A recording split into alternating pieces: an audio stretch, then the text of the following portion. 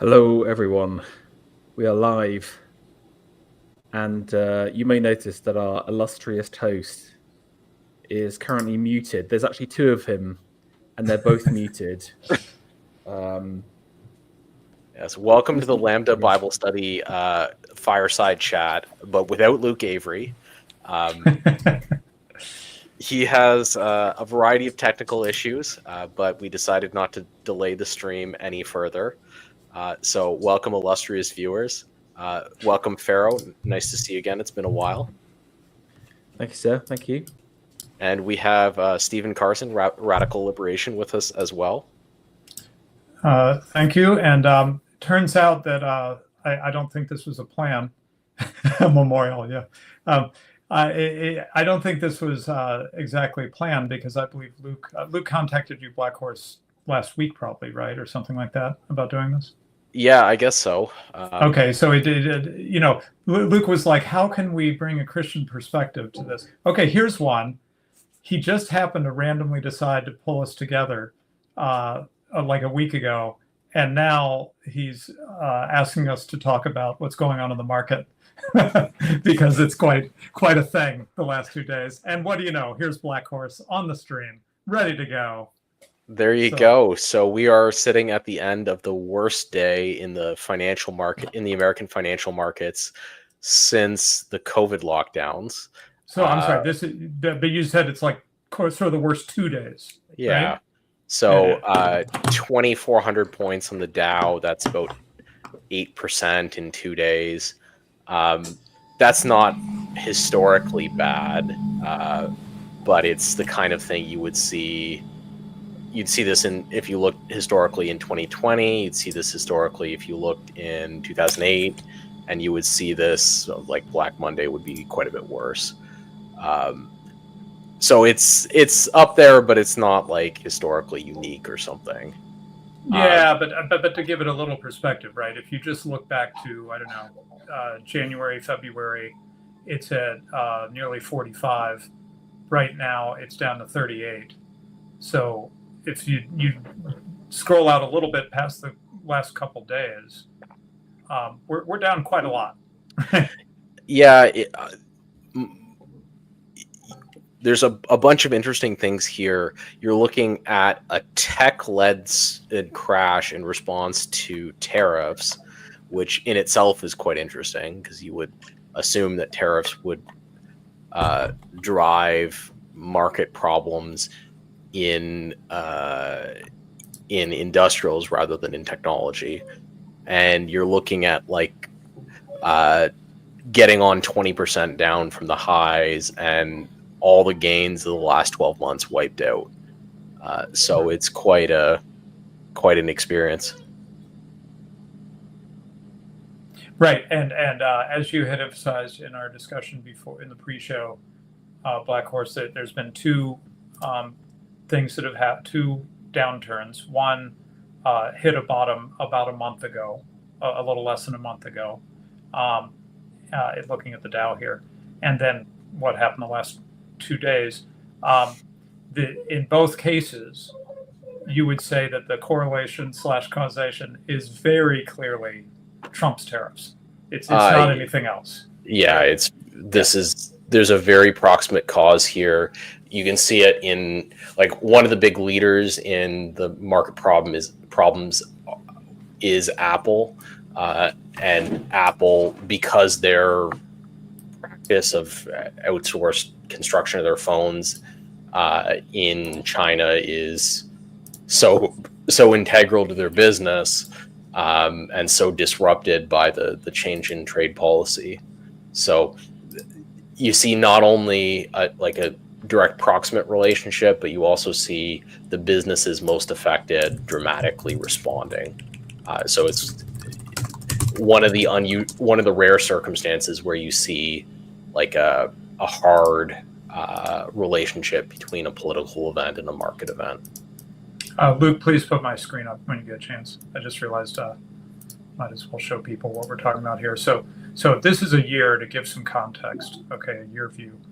And what Black Horse is saying is that if you look at where we are suddenly at the close of the business today, 38 on the Dow, 38.3 on the Dow, and you go back a year, you see something like that, like a year ago, we're in that territory, right? So then what are the two events we're talking about?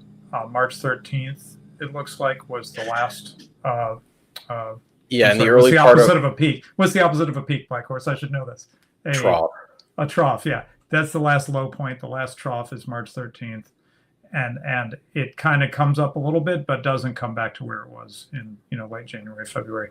And now we're down again. So it's like two blows in a row, right? Yeah. So it's anyways, it's quite a profound market event. You now have Trump and Jerome Powell fighting over what interest rate policy should be, because Trump thinks the Fed should lower interest rates in order to end the chaos in the markets. So much for his claim that he's not going to guide policy based on the stock market.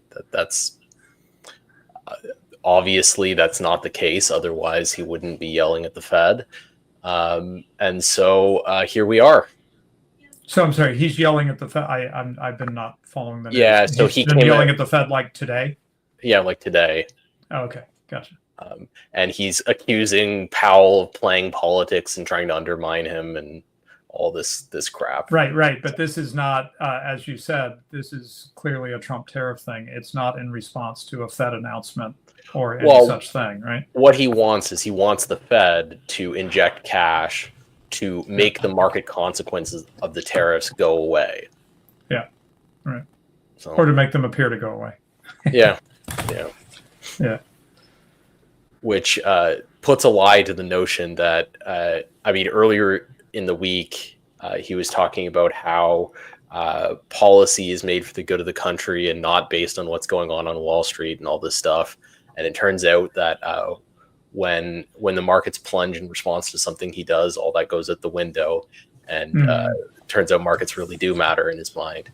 So yeah, so you were talking about looking at this from a political, I don't know what to call it, the political side of this, elite theory side of this, and that what'd you say? In as much as there's anyone in the coalition that's unhappy about what's happening in the stock market in Trump's coalition, he's got big troubles here, right? Like you said, tech led, that Silicon Valley. I thought they've kind of, some of them at least, have been kind of key players for Trump, right? So important elites that swung behind Trump this time, but did not swing behind Trump last time, are negatively impacted by this.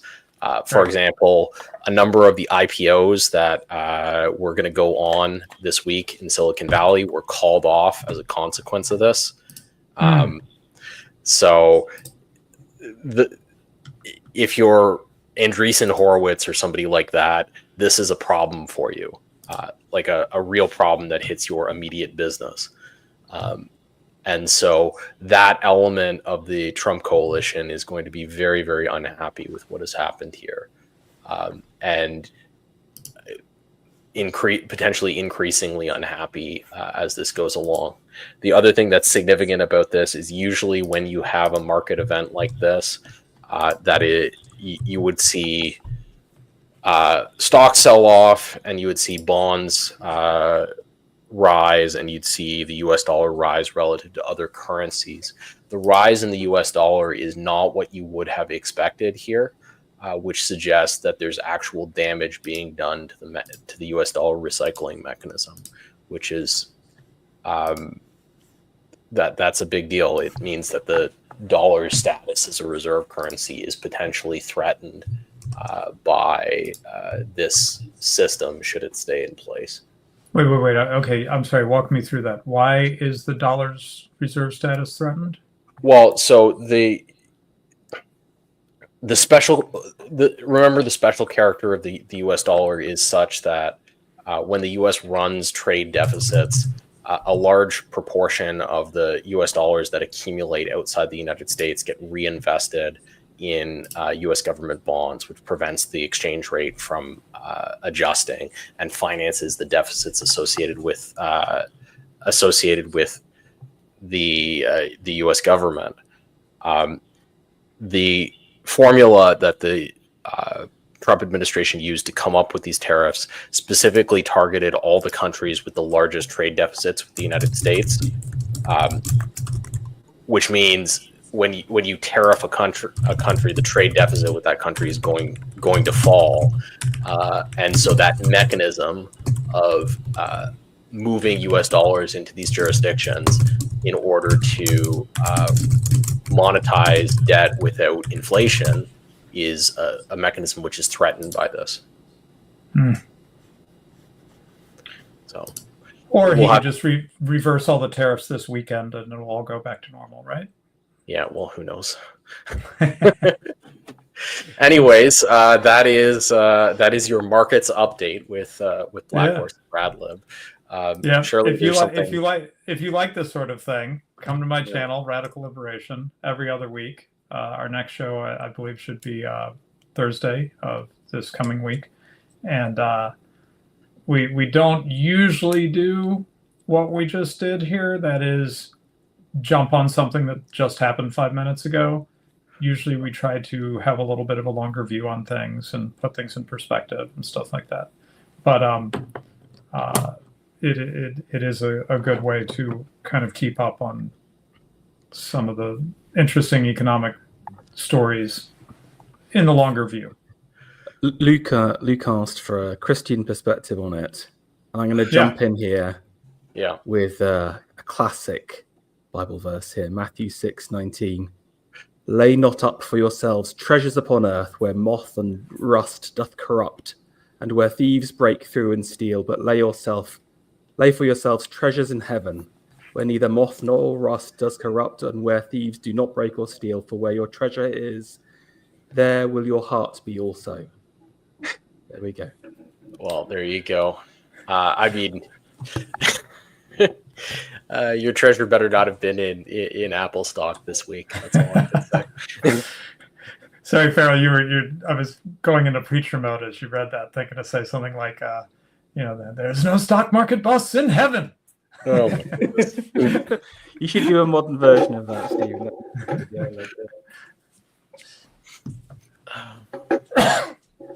Yeah, I mean, this is interesting because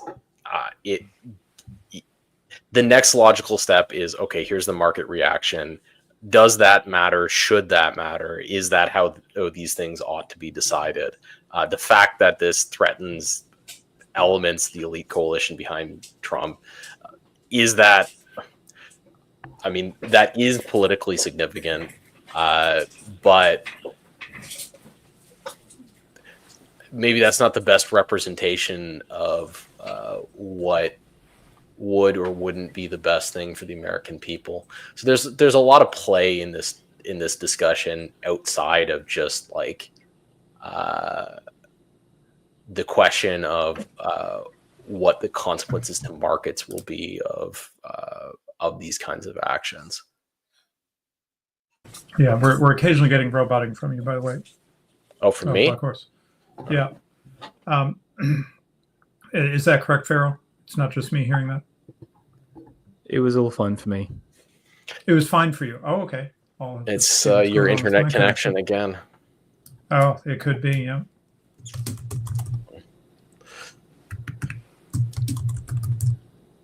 Consistent element of our show is the long war between Radlib and his internet service provider. So there you go. That's very annoying. They were supposed to have fixed it at Christmas time, but anyway.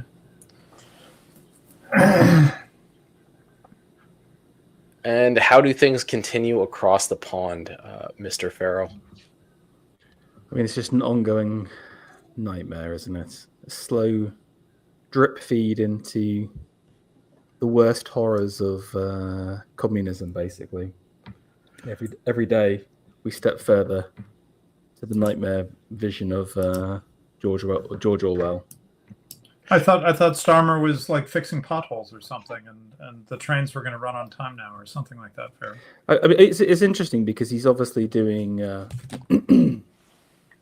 doing some of these kind of crowd pleasing things, but he's doing some very unpopular policies.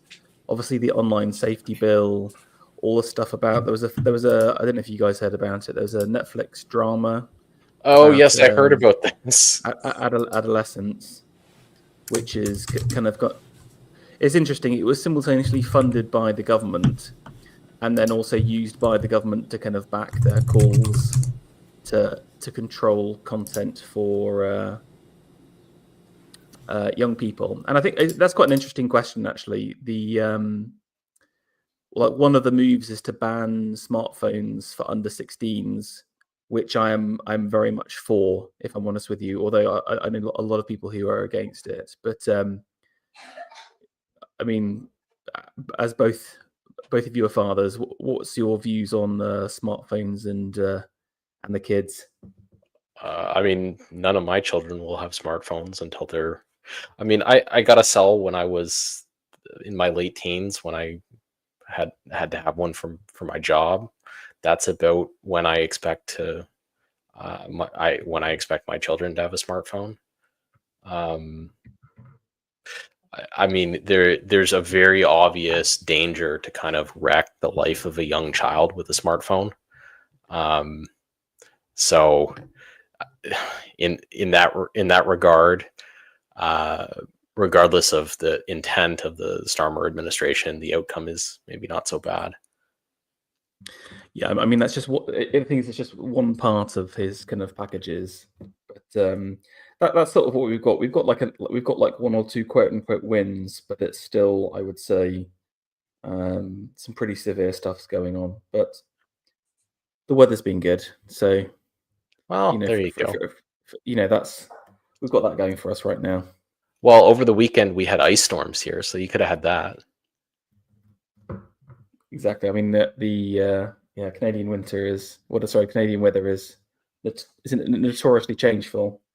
Yeah, well, this is the time of year where it's supposed to change. So 2 days ago we had snow and ice pellets and like a thick layer of ice on the ground, and today it was like, well, you guys are British, so we'll use Celsius. It was like maybe 14 or 15 degrees and sunny.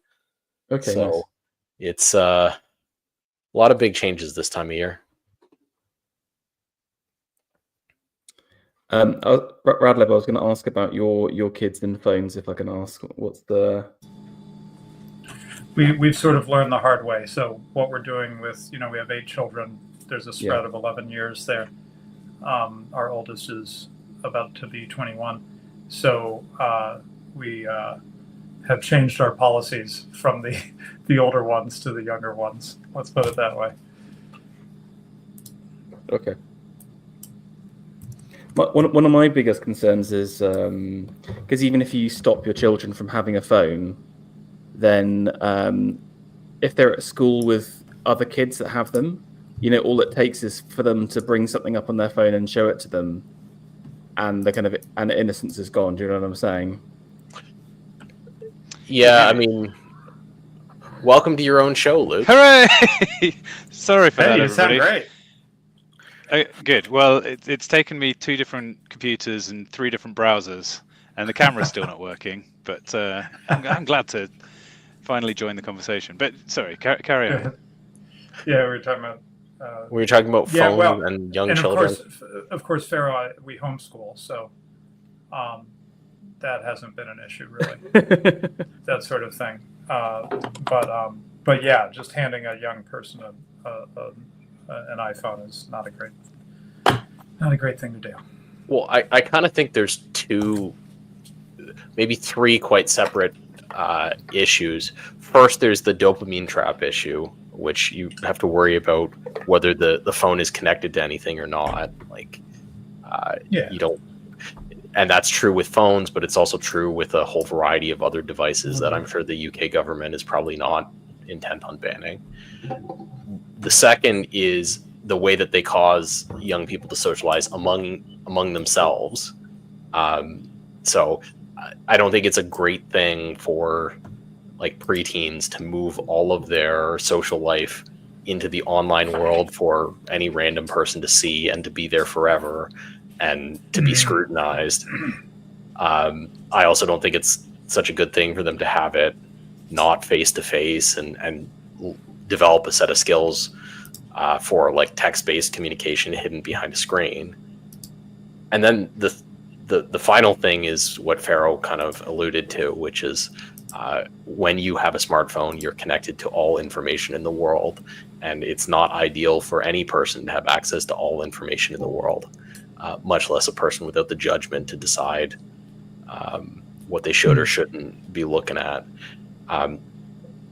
The first situation, parents individually can kind of manage pretty well. The second and third situations are attributes of the community that you're attached to, not just attributes of how you individually raise your children. And so I really think that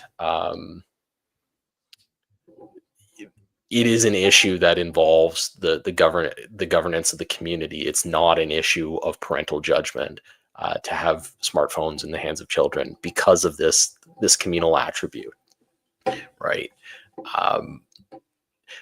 Because in the school, it's the parent with the worst judgment that determines what information is going to be out there in the school. And because the location of the social life of a group of 14-year-olds depends on the community, not on the individual parent, or at least to a significant extent on the community and not on the individual parent. And so in that respect, I really don't find much fault with banning smartphones for children. What would be the equivalent 200 years ago of giving your child unfettered internet access and a smartphone? Access to sending them library. sending them to the theater. What a wonderfully puritanical answer. Oh my goodness. Because we know that there are no new things under the sun. So when I hear people talking about the internet, I always want to make sure that the discussion... Well, the issue is the internet's a lot of things, right? Yeah. It's an infinite library, which, you know, there's pluses and minuses too, but it's also like an infinite carny show. And it's also like this weird social messaging board. And so it's not like the internet isn't equivalent to one thing you could have access to 200 years ago. It's the equivalent of many things. It does remind me of a city. It's like the difference between letting your children run around a rural farm versus run around dodgy crime-ridden bits of the middle of a city. You could say, well, surely if a parent can choose whether to let their child out of the house and roam free, why should the location matter? But the internet is this unguarded, unruly, unsupervised place that it feels like there is a spatial or a kind of concentration of humanity equivalent from centuries past.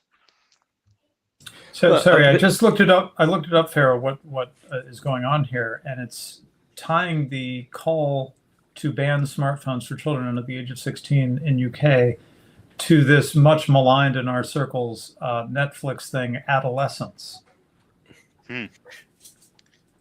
Yes. So is something the idea here is something good possibly going to come out of this extremely, I don't know what to call it, this piece of propaganda? This is an interesting question. I cut out. Sorry, what was it? Can you say it again? Sorry, I cut out for a second. I just looked it up, and it said that the urge to ban smartphones for children under 16 is motivated by the Netflix thing, adolescence, which has been much maligned in our circles as a piece of lying propaganda. This is my concern, because as soon as my thoughts align with Starmer's government, something definitely feels off. And I think the one thing I would say is that I think the government's having a real hard time controlling younger people, because their media consumption is all driven through social media.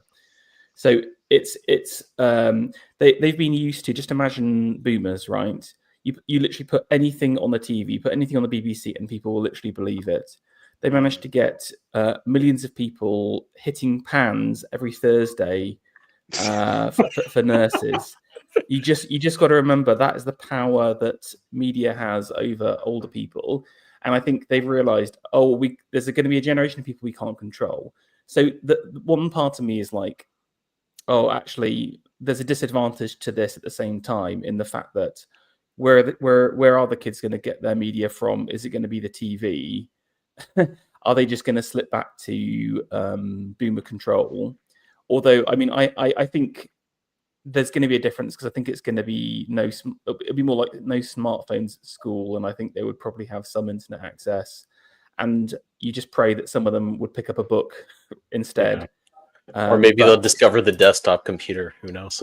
Yeah, exactly. Yeah, I just got to cite, Farrah, I just got to cite the classic tweet from Corey Mahler. Never forget, when you were arguing with a leftist or a boomer, you were actually arguing with the TV, and the TV cannot hear you, and it does not care. Exactly. So classic tweet on that subject. There was another interesting conversation point from this adolescent stuff, and as part of the PSYOP, there was a big thing on Newsnight about masculinity and heroes, and I thought this was really interesting, again in the Christian context, about like one of the points was, Andrew Tate is feeling like a hero gap in young people's lives, and Gareth Southgate, who is a famous football manager for the English team, so he's a cultural figure, said that there need to be more heroes.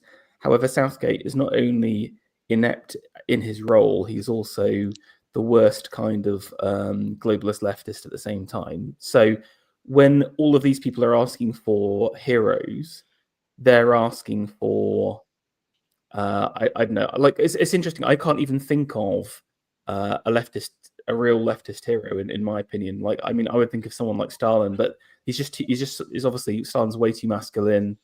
They wouldn't approve of him. Maybe Lenin and Marx are unironically the only two authentic heroes. But my question for you guys was, who do you think the heroes of the next generation should be, and why? Sorry, on the leftist heroes, Che Guevara, at least at one time, used to be. They'd wear T-shirts of him, Pharaoh. Yeah, but you're out of the loop, Radliv, because he's too masculine. He's got a beard. He disrespects women. He smokes cigars. This is way too. He's the definition of toxic masculinity. Has anyone noticed how I haven't seen the Che Guevara shirt since the early 2000s? It's out of fashion. Don't wear them anymore.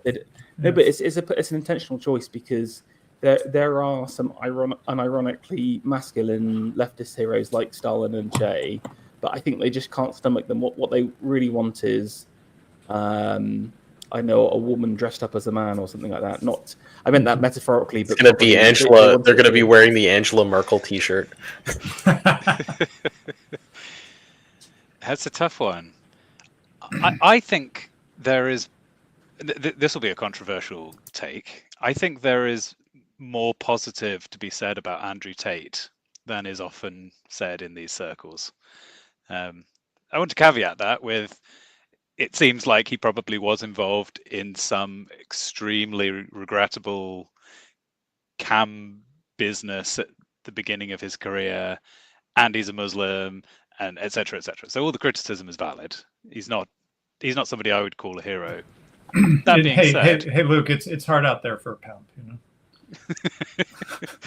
When young guys, the kind of guys who are being portrayed in adolescence are looking up to Andrew Tate, I feel like they've picked a better role model than most of their parents would pick for them.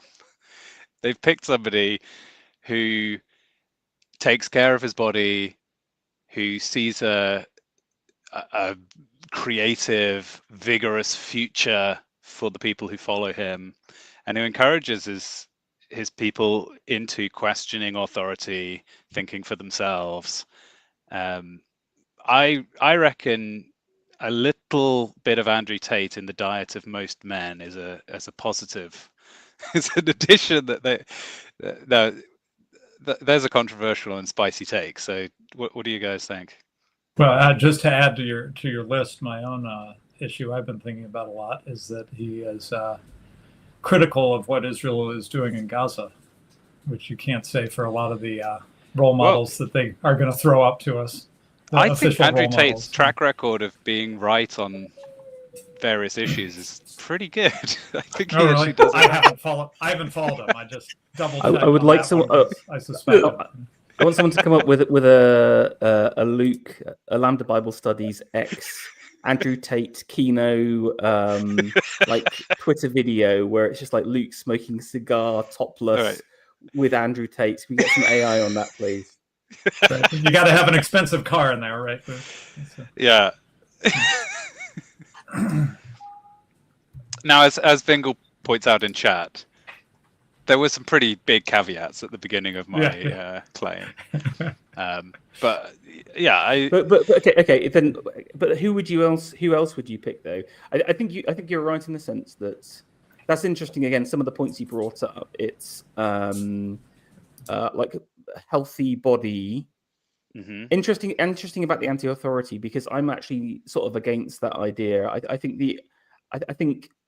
you want to have trust in authority, but it's whose authority is it? And for me, it's do you know what I'm saying? I think. Well, this is why I think the correct way to go in this regard is to localize.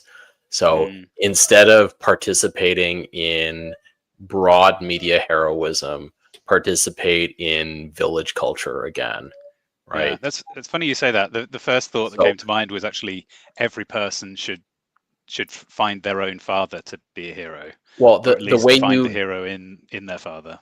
The way you deal with like illegitimacy in the heroes presented to you in culture and illegitimacy in the big hierarchies, you look to a smaller hierarchy, right? So I think Pharaoh is correct in his instinct not to promote anti-authority sentiments. But if you've got large authorities that are problematic to follow, maybe the right response is, rather than don't follow any authority, follow a smaller authority. Vingle is claiming your audio is a bit too loud, Black Horse. So I don't know if you can turn it down a tiny bit. I don't know if we always. This is a very big difference to how I thought when I started this channel. I don't know if we always want to view centralization and bigger authority as bad. I guess we ought to find a way to. So a Keir Starmer is the authority of Luke Avery. When we're told to pray for our leaders and to not cause dissension in Romans 13 and so on, that's about the unfortunate state under which I live. I have to face up to authority. In a sense, we can. Isn't it a bit of a individualistic 21st century idea that who are you going to choose as your authority? We have an authority over us, whether we like it or not. Do we not? Right. So the perspective of the New Testament, in my view, I'm always a bit suspicious, even when it's interpreted in my favor. Jesus the anarchist or whatever. I'm always a bit suspicious of sort of political readings of the advice, the teachings for the church, right? Because what I get reading the New Testament is politics is like happening out there, and you can't really do anything about it. It is, like lions are, have an appropriate respect and fear and pray for them, don't mess with don't tweak the nose of the state, right? Mm-hmm. You're just gonna get yourself killed, Yeah. Right. So that's all there. But then what do we do? Given those sort of warnings, what do we do? Well, it talks about, if you don't take care of your own family, you're worse than a pagan. The love and care within the Christian community. So I do think that that focus on the small for me does come through a bit in the New Testament, not as a revolutionary kind of thing, revolutionary not to be heard in that sense, but just in terms of where do you put your energy, right? Yeah. You don't put your energy in trying to change the political structures as a church. You put your energy into the community of believers, right? Is that does anyone object to that reading of the New Testament? I'd be really keen to hear it if you do. Luke, unfortunately, I'm running into some time constraints here. Thank you so much for having me on. Enjoy the Fireside Chat now with Luke Avery. Thank you very much, Black Horse. Always a pleasure. I think I largely agree, Radlib, on your characterization. I think of it like you have the people above you, and you have to react to them in the way that you described, as in you have to not be a troublemaker, and as long as their instructions don't conflict with God's instructions, then you should follow them. You have the people below you, and depending on where you are in life, that might not be anybody, but so I don't think there is as much instruction in that direction. But actually, Proverbs is addressed to a king, so you could have a Christian theoretically in a position of deciding how to rule, and it's probably reasonable for Christian teachers to have opinions on how best to rule, even if they themselves, I suppose, if you're a pastor, you are in a position over your church, and then there's sort of a lateral move, so you could decide, I'm going to move myself from one authority to another. So if you found yourself in a regime that was hostile to Christianity, you might decide to physically go somewhere else and find a different master. Or if you're in a church that's not spiritually healthy, you might decide to join a different church. I think either of those should be done with some reticence. Yeah, I mean, one thing that comes to mind is, and I think it's more than once, right, that Jesus, and then I think again maybe later.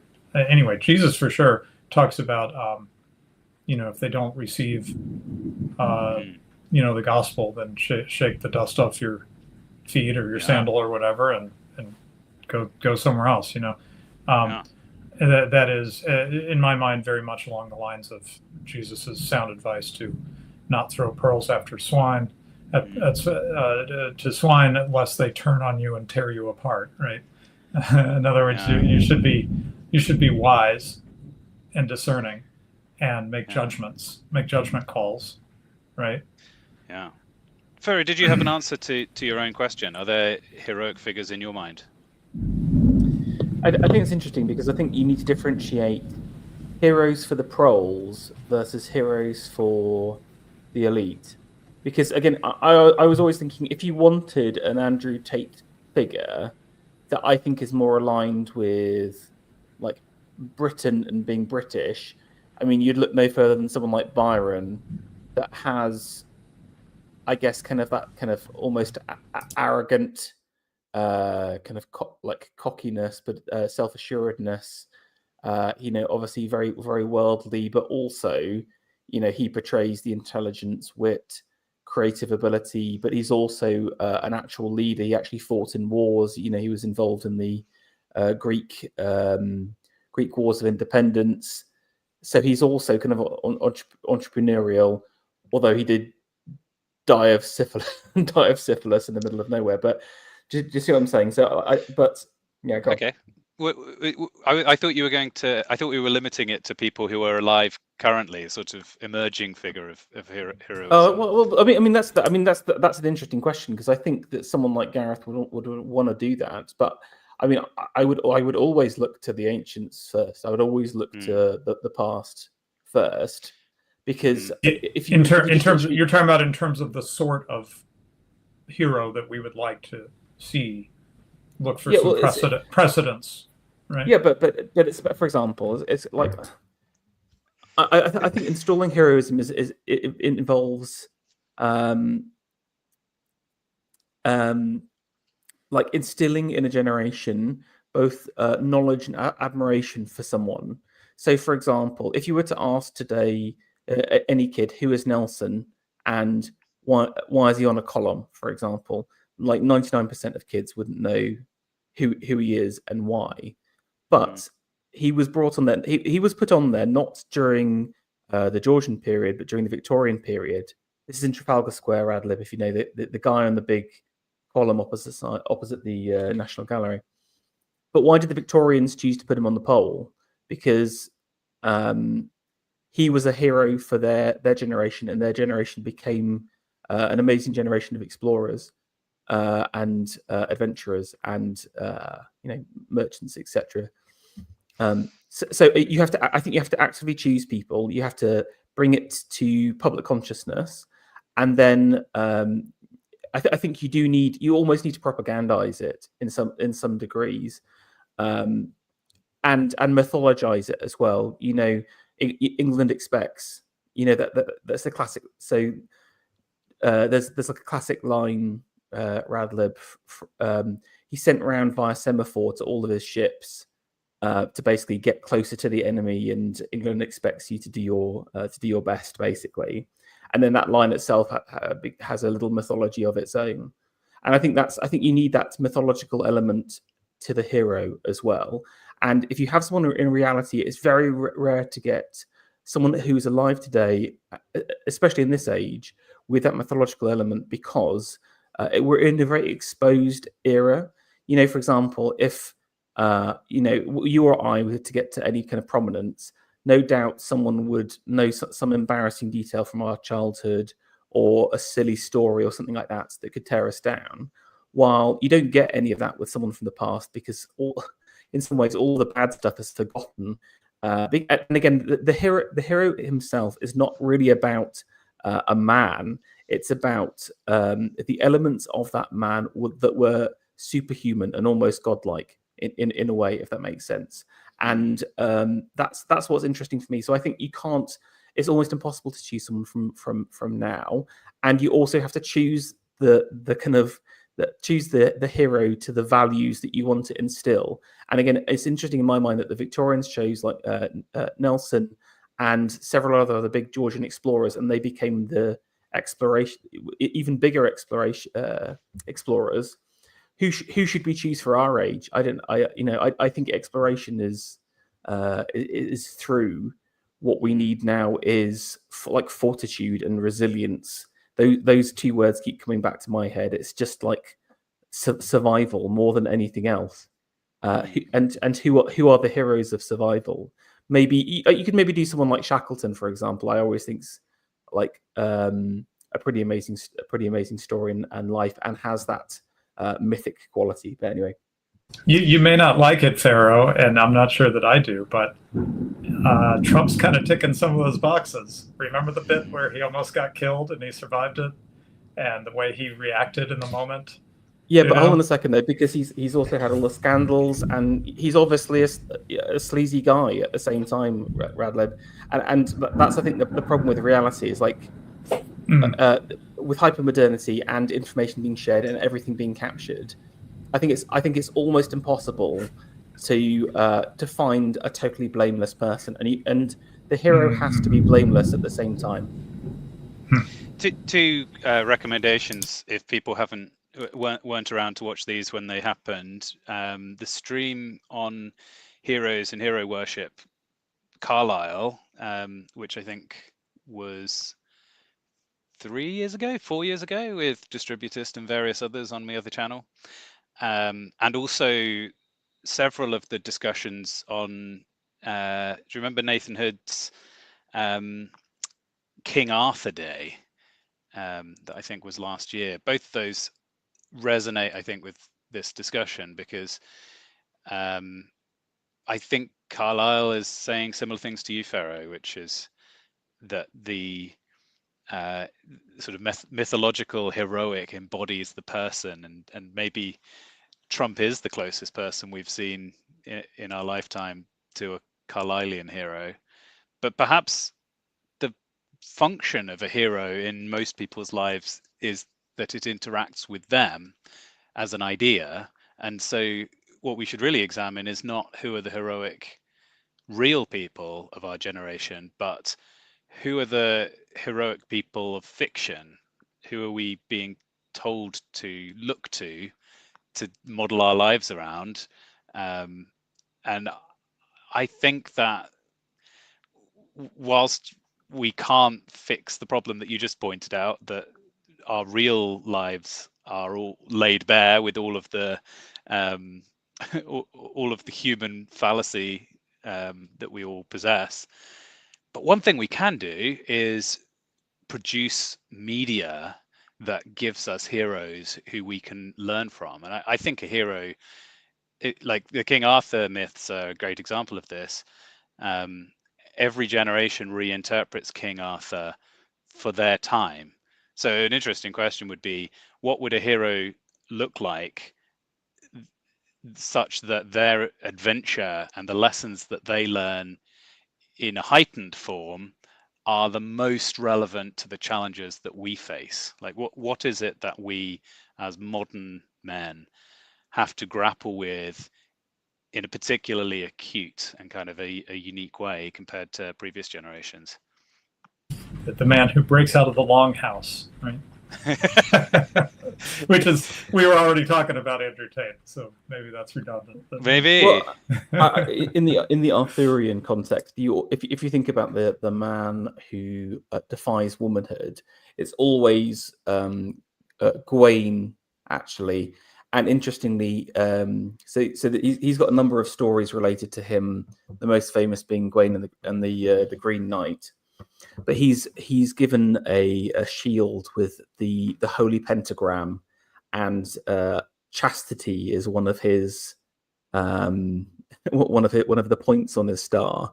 And as part of the story, he ends up in a castle, and the wife of the castle owner, the castle owner goes out to hunt every day. It's a little bit more complicated than this. You have to read the whole thing. And anyway, she for 3 nights in a row, she tries to hit on him, and he tries to avoid being seduced by her, basically. And but basically survives it. Makes me think of Joseph being hit on by Potiphar's wife. Yes, exactly. Maybe Joseph is the hero that our generation needs. I mean, there's clearly loads of unique things about living today. I think unique in emphasis, but I always bring it back to that Ecclesiastes verse that none of the challenges are completely new, but yes, the prominence of the female perspective and the ever-presence of, I guess it's society. Is that a way to describe the internet in a way that doesn't make it sound like total? I think if we analyze all of our modern problems as technologies with zero historical context, we're going to be coming up with random solutions. Whereas if we can find the pattern, what is it that the internet reflects into the modern day? So if the internet really just reflects the fact that we don't have anywhere to withdraw to, maybe the wisdom of putting aside your phone for part of the day, instead of sounding like a 21st century bit of self-help, you could say, well, Jesus withdrew to the mountains, and it was really important for him that he has that time. We, by having our phones with us all the time, are never withdrawing and giving ourselves the space. Radlib's disappeared. I don't know if he's. He didn't like his self-help. You know what? He actually just withdrew. He's about to publish. He's about to release a Radlib self-help book, and he doesn't want to be. Doesn't want the genre besmirched. Exactly. By the way, I want to apologize for the start to the stream. I was all over the place. I missed a lot of what happened there. So hopefully, I'm a little bit annoyed actually, Luke, because from the listener's perspective, it was completely seamless. I was hoping you'd take longer because I was actually writing up a little Lambda eulogy, and then I was going to pretend that you'd had like this horrific accident, and this was kind of like a little memorial stream, and just see how far we could have taken it. What was your favourite Luke Avery moment? Yeah, in the case of my death, I think by one quirk of history or another, Philippocrat does actually have the keys to my YouTube, so I'll give him permission to convene a memorial stream here if I am, discovered dead with a suspicious chemical agent in the air or something like that, which I assume is the most likely way for me to go out unexpectedly. Some kind of poisoning or assassination. That's interesting that like that's where you went to as the first, like how you're going to be got was poisoning. Like that, I think psychologically that shows a lot. Ooh. You know, if you get too fraudening. Yeah, what would it suggest about my psyche? Exactly. Poisoning subtle. it's about what you ingest. So maybe I'm worried about about the kind of environment that I swim through. And I don't mean the environment in the sense of carbon dioxide, for which I couldn't have less of a care if I tried. But oh yes, apparently Radlib's been the house has been struck by a bolt of lightning out of the heavens. So he presumably has survived that and will rejoin Anon. I advertised this stream on Twitter as a discussion of the financial situation and a Christian perspective on it. Do we feel like we have fulfilled that promise? Is the discussion on that succeed? Well, I got to be honest. It was 90% financial analysis, and then I threw in a Bible verse at the end. So I was kind of aware when I left you guys to it that I was essentially co-opting the Radlib Black Horse format that he normally does on his channel. So it was generous of them to broadcast under my address rather than their own for. You're hoping for some of those financial super chats to come through, Luke. I know your game. It's always got an angle. That's a savvy move, isn't it? To pick your audience based on their spare income. By the way, this might be a good moment to announce that there is going to be a weekend retreat in 2025. Actually, I mentioned it at the end of a previous stream, but I don't think anyone was listening by then. It's going to be the same place as last time, Walsingham. We had a spectacular time, and we looked at Proverbs last time. This year, though, we're doing Ecclesiastes. And anybody who's been following this channel for any length of time, even this very stream, will be aware that Ecclesiastes is a bit of an obsession of mine. So if you're ever going to come to a retreat, come this year. So if you're interested, email lambda.retreats@gmail.com and reserve your place. I heard you were going to be doing a couple's song of songs. that's retreat next year. It's going to be we're going to have a strict gender. We're going to be very modern and have gender equal applications. And then the rule is that everybody has to be married before they leave the retreat. It's kind of like speed dating. Yes, that's right. Hey, Radlib, I hope you survived the lightning strike. Yeah, I meant to say, I meant to jump in at some point and say, by the way, I'm in a terrific thunderstorm, and there's a good chance that I'll completely lose power. Thankfully, I didn't. It just blinked enough to knock me out for a little bit. So. It's good to have you back. Yeah, I was just saying that the weekend retreat this year is happening, and it's on the 11th to the 13th of July. So people should email me lambda.retreats@gmail.com. It will cost £292 per person. including Cheap. bed and board. It is, that's right, Radlib. Is for some people cheap, but this is a difficult financial environment. So if people are hearing that number and thinking that's going to stop me coming, I can't make it, then email me anyway, and we can probably figure out a subsidy, possibly even 100% subsidy, which is I'm not a financial expert. That's more or less the biggest subsidy you could do. You don't have a tweet up about this somewhere, do you? I don't see it on your main account. You mean about the stream or about the weekend retreat? No, about the retreat. No, this is probably news to everybody listening. Do you want me to? I will tweet out about it soon. Thank you. Well, tell you what, people come to me, as you can imagine, looking for Christian fellowship and stuff, and sometimes they're not in the U.S. and I'm like, what do I do? So I want to be able to recommend things like this too. Oh, thank you. Yeah, well, I'll tell you what. Once I've tweeted about it and spread the word a bit more, I'll let you know. After all, the other thing I should say is that we are going to do the Gauntlet in 2025 as well, and the Gauntlet is a lot of fun, but I do it primarily as a way to promote the weekend retreat. So I'll be going all guns blazing with trying to get people to the weekend retreat once I'm doing episodes of the Gauntlet. I've got lots of exciting plans for it this year. I'm very excited. Did we reach the conclusion that tariffs are good actually, and Andrew Tate is the hero that we deserve, not the one that we needed? Is that where we got to? Something like that, yeah.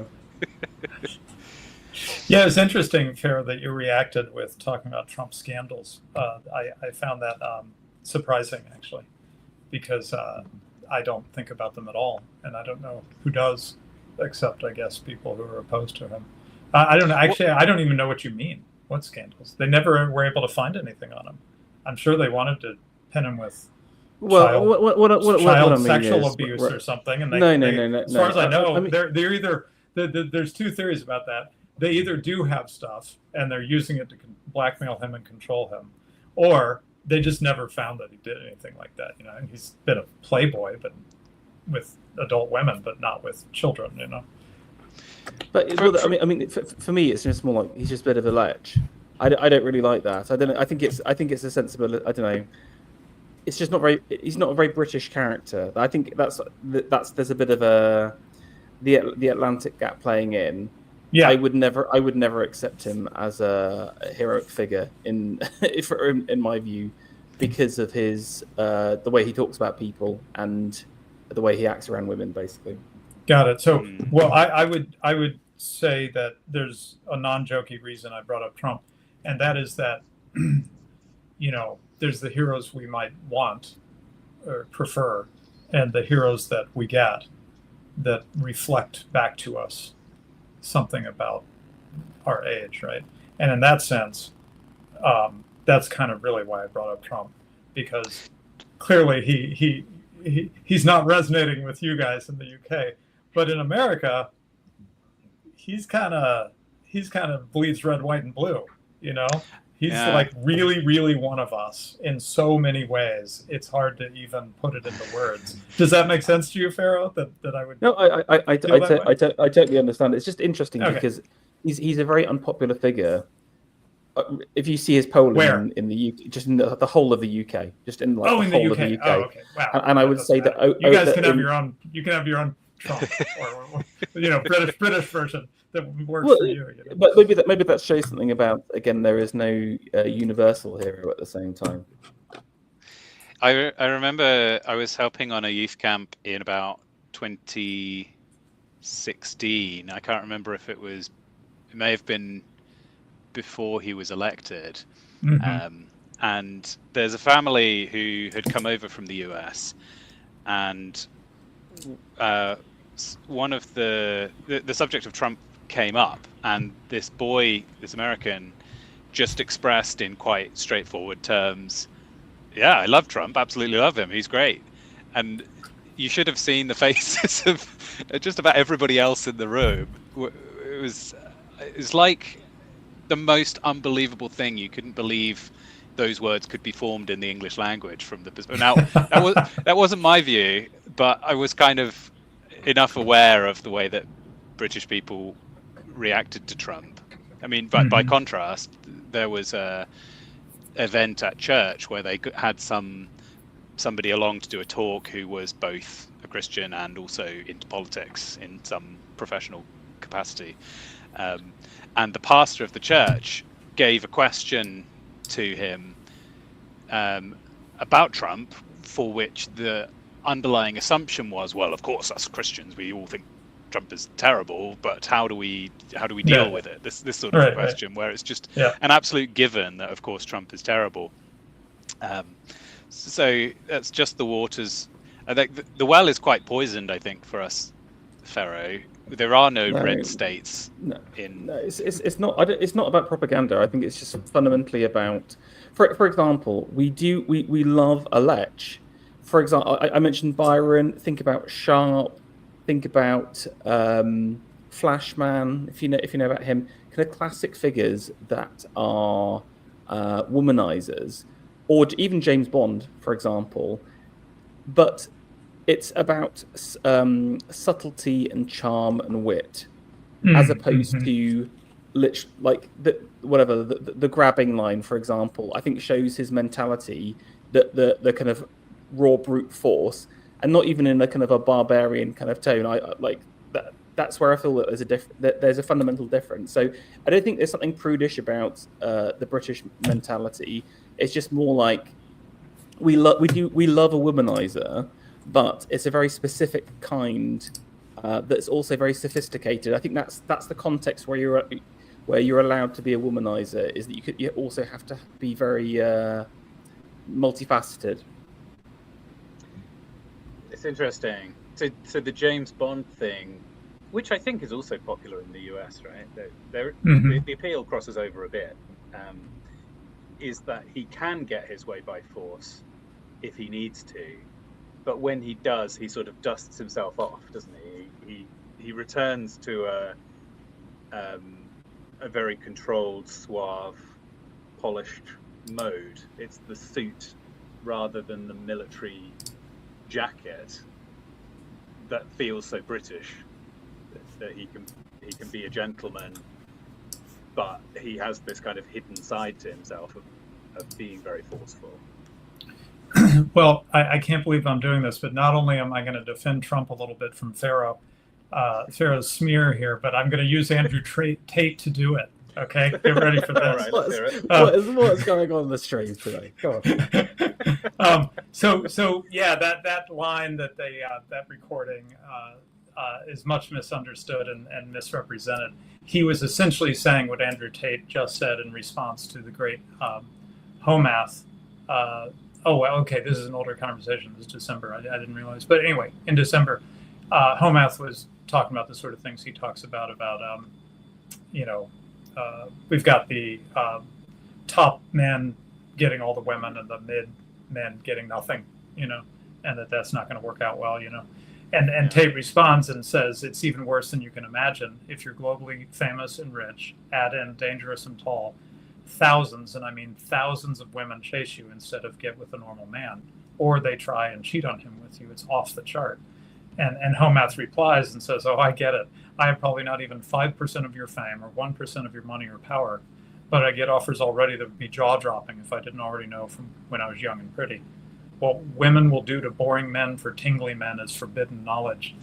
That they're spelling it out a bit more, but that was the point that Trump was making. He was just saying, I'm astonished that because I'm rich, a lot of women are just, they're available to me.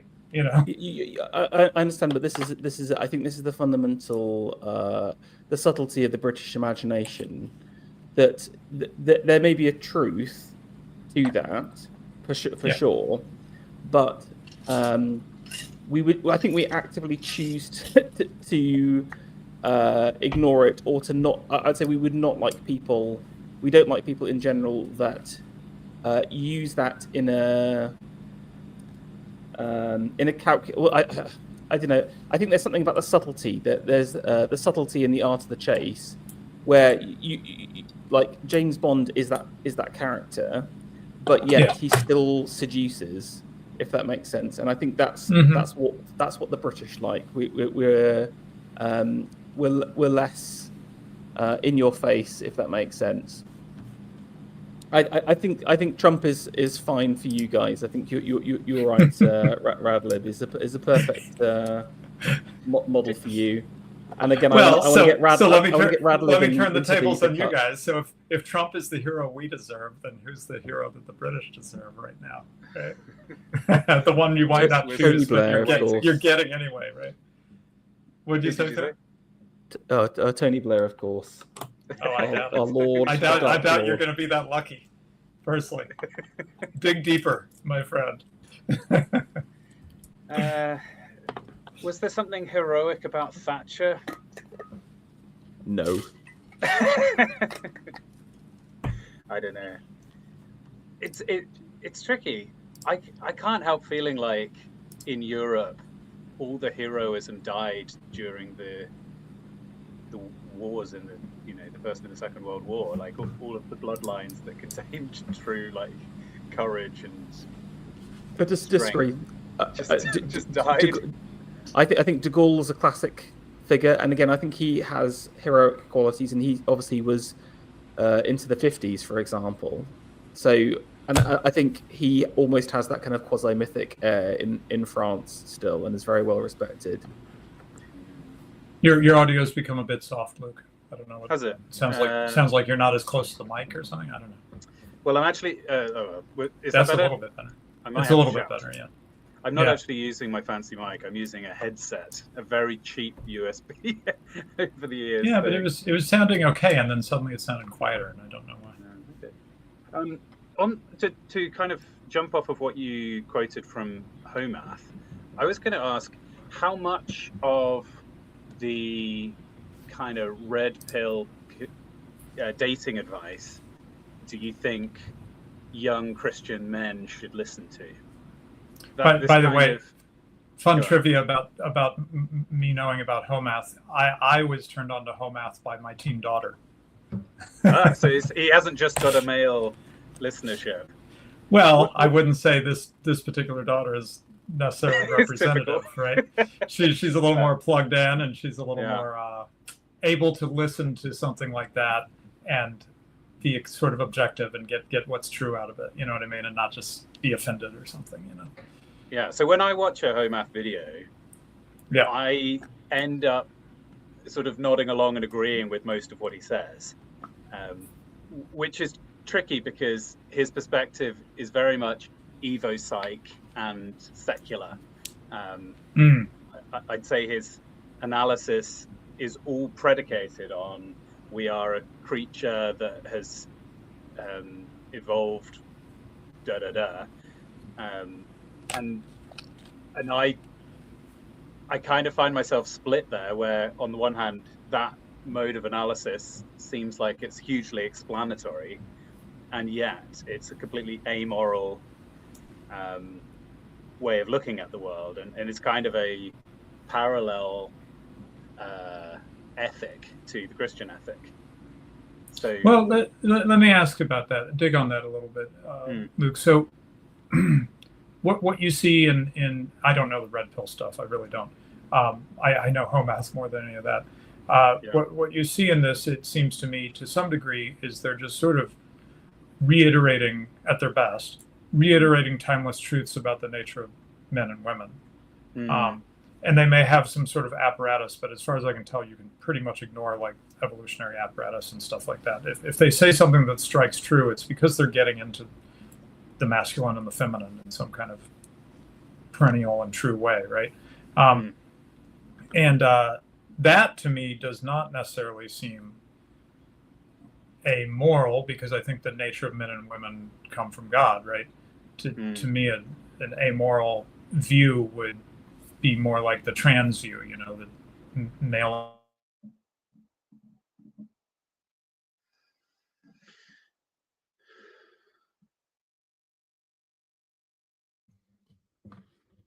Has lightning struck?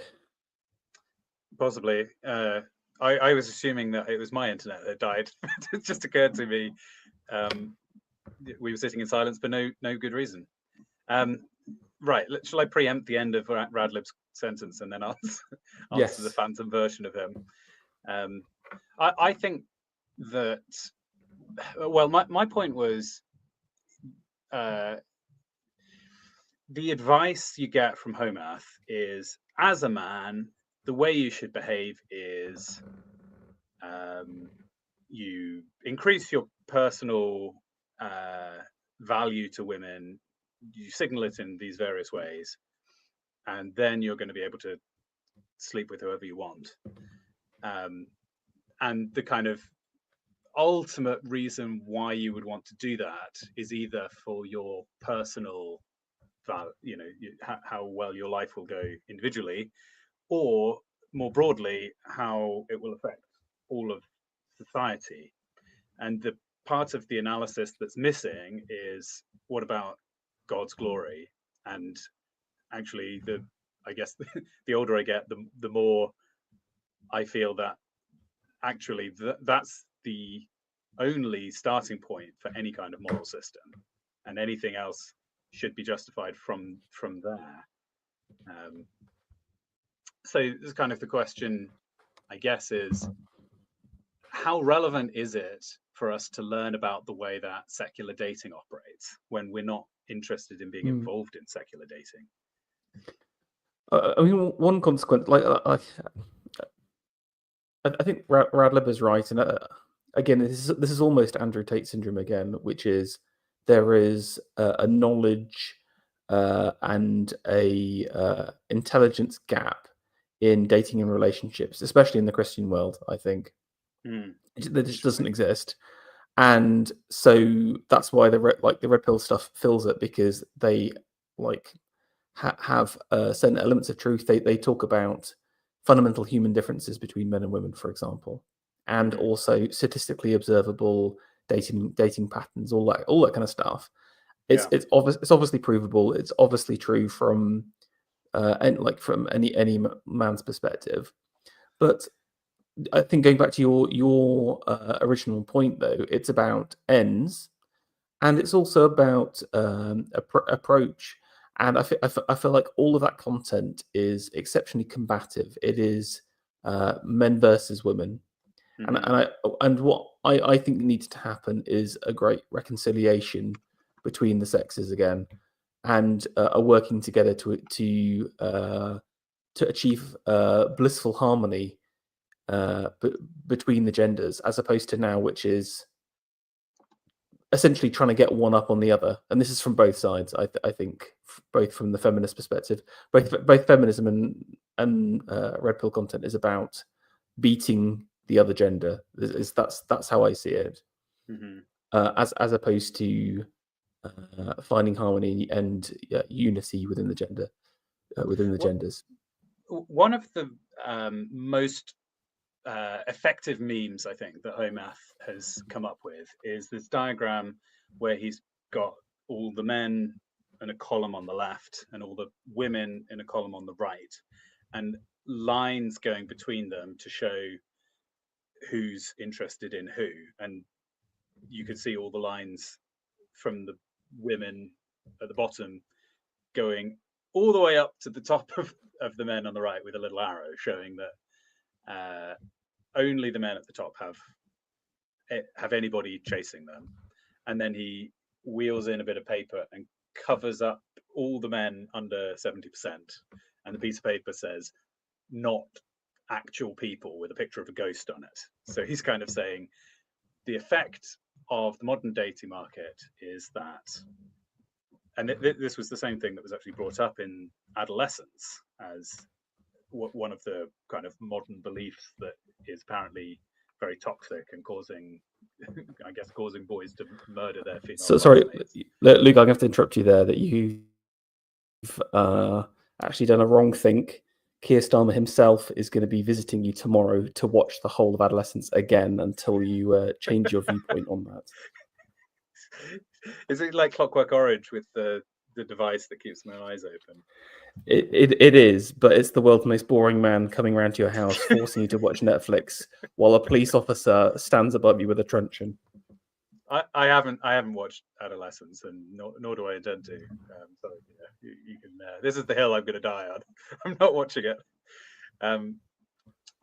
Anyway, the point I was going to make is that the reason that this phenomenon has wreaked such havoc is that we no longer encourage monogamous relationship. We don't encourage marriage. Basically, if everybody was settling down with a wife, then this dynamic with the kind of differential attraction between the sexes, it wouldn't matter, because every man is only married to one woman anyway. So it would. Do you see what I mean? That within a Christian society, this observation, which is extremely interesting and explanatory outside of the Christian world, and in some ways, Homath's worldview is that we've lost a Christian perspective, and here's all of the issues that it has caused. But we're actually living inside a bubble which has kept quite a lot of the things in place, such as marriage, that people outside the Christian world are struggling without. So It's interesting, yeah. The thing is, I do feel like there are two things. I mean, you mentioned about the women always looking at the top guys or whatever. I think that's surely that's a perennial truth, though. However, well, again, I don't know what it sounds. I'm not 100% sure on this or whatever, but like this is why people love the Fireside Chat, by the way. Just a whole bunch of unsubstantiated speculation. It came to me in a dream, Luke, is basically what I'm saying. But like it makes sense to me that like whatever women would admire powerful, good-looking men. It's just like that's just obviously logical in my mind. But I think, for example, in medieval period, there are both societal rules in place to prevent that happening, both in terms of monogamy is the only thing on the cards really, because if you have a child out of wedlock, you'll be disgraced, and also that child's future is ruined. And also, there's some pretty brutal, like, I wouldn't describe them as breeding regulations or rules, but kind of like informal society rules about who and who you shouldn't marry. For example, like think about the Victorian or like Jane Austen period or whatever, when they're talking about how much someone earns and the new money versus old money thing there as well, and that's at the elite level. So, as an aside, I'll let you finish. Just I think basically the situation we're in is it's a technological one where birth control is easier to get than ever before. So there's essentially no consequential actions finished. Society is in a place where we're in a totally shameless society. So people don't feel bad about like that. People don't even feel bad about having a child with someone and then just leaving it. Which would you would have got stoned. The father would have been legitimately able to kill you, or the father of the daughter or whatever. Do you know what I'm saying? That's the kind of level of shock and shame that doesn't exist anymore. So I think there are some bigger pieces in play that I don't know how you'd necessarily fix. Can you put birth control back in a box? Can you make society believe in shame again? Maybe that's something that comes in time. I don't know. My aside was that apparently the amount of money that was reported in Pride and Prejudice that Mr. Darcy was making, which we think of as being quite a good living, I guess, or at least when I read the book, I thought, oh yeah, I guess Mr. Darcy must be, maybe top 10% of people earning his age or whatever. But actually, if you convert it into modern equivalent in terms of the percentage of how wealthy he is compared to the rest of society, he's much more like being a billionaire. This is beyond the kind of wealth from 50 Shades of Grey. They're trying to marry up to somebody who is unbelievably wealthy. So I thought that was interesting. The other thing I was going to say is that I wonder whether the reason that men are seen as particularly unattractive to women is that the thing that they find kind of instinctively, intuitively, deeply attractive about men is that they can be the provider, and they can make sure that when they have children, that those children have a home and a bed and food. And because these days, I'm not actually initially thinking of the fact that women can make enough money themselves to support a family, but also the fact that they can get enormous amounts of child support from, well, I think if you have a divorce or something, you get child support from the father. But if you're widowed or something, there's still money around that means that those children will be taken care of. So I was just thinking, does that directly reduce the sexual market value, to use the red pill term, of men in a regressive way? You know, people talk about how a flat tax would be regressive, or even, you know, an equal tax that everybody pays would be kind of horrifying. The existence of the welfare state, no matter what other goods it does, is a straight up tax on the sexual market value of men. Again, I think this is more of the kind of structural stuff. I think the answer is probably yes. In this, and also that, for example, you know, women inheriting money, women being able to decide their own financial decisions, and women again societally being accepted into work. Again, I don't know if you can put all of those things back in the bottle again. So I think there are some real difficulties, and I think that's all I was going to say. I think going back to the Christian point again, I think we do have a distinct advantage over everyone else, which is, again, it's all about ends again, and I think that's what I think the church is missing right now. Again, I think they just, all the time and money is focused on the wrong things.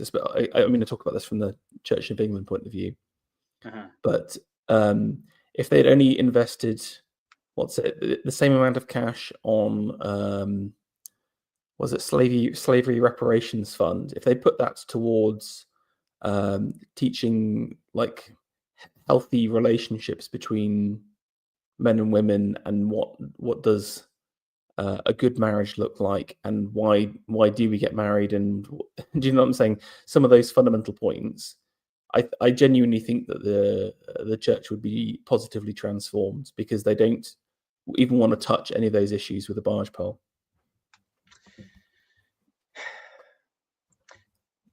It's such a different way of thinking about things to how we are all imbibed by modernity. It's really difficult to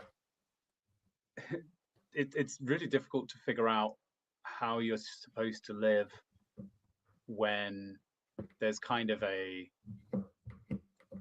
list as long as your arm of the structural issues that you're living in, the problems that are, from your perspective as an individual, completely unfixable, but also completely warping everybody's minds around you. You're trying to kind of plot a course where you don't upset people, and yet you also don't fall into the same traps that everybody else is falling into. People always think of the past as being such a difficult place to live because we wouldn't have modern conveniences.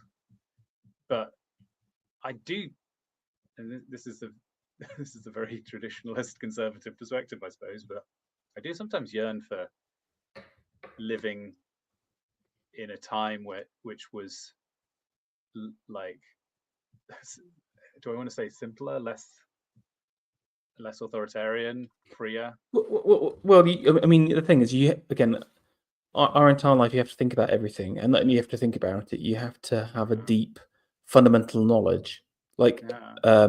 else you just get swept up. Do you know what I'm saying? People who go through their lives. If you okay, going back to your example, imagine you're like a medieval peasant or whatever. You would probably end up marrying the baker's daughter down the street from you, or something like that. Yeah. Or Yeah. your father would have organised, like a Yeah. potential marriage with someone that he knew, etc. All done for you. So we're in a situation where we don't get any help from our parents in general because they're radical individualists. We don't get any help from society or the church. So we are sort of left stranded, like castaway sailors shipwrecked on the shore. And you have to learn everything. Everyone has to learn everything basically from nothing. But I mean, all I could say is that that's the burden of the age that's been given to us, and you just have to do. I think the fundamental attitude is you can get bitter and angry about the situation you're in and some of those problems, or you can accept that this is reality, and that might mean that you will miss out on stuff that your forefathers got to have for nothing. But that is life. That is the age we're in, and part of living is accepting the surroundings that you're in, but then striving something better for yourself. And if you're lucky enough to have children, to make sure that doesn't happen again for them. That's an extremely helpful thing to have said. I hope people listening will find that as useful as me. I'm thinking, what is the point of comparing, of thinking about how life could have been or would have been? And there's also this line in, I think it is Ecclesiastes, that says, do not talk about how things were better in the old days. You don't talk sense when you speak that way. And I find this to be a troublesome verse. I guess more for my natural disposition than for actual strongly held views. You read it and you kind of think, well, surely at some point somebody complaining about how things were better in the old days must have been correct, rather than, well, like, I guess the attitude is what's really being called out, not Yes. the factual nature. In fact, it may well be the case that for almost everybody, they are living in decline of some sort. I mean, we're living in a particularly bad age. Here's an example of you wanted kind of like objective badness. Like think about culture. It's obvious that even within 60 years, the quality of culture in our country has objectively declined to a point of almost nothing. But I think what the verse is trying to say is kind of like, do you live in the past? And again, like part of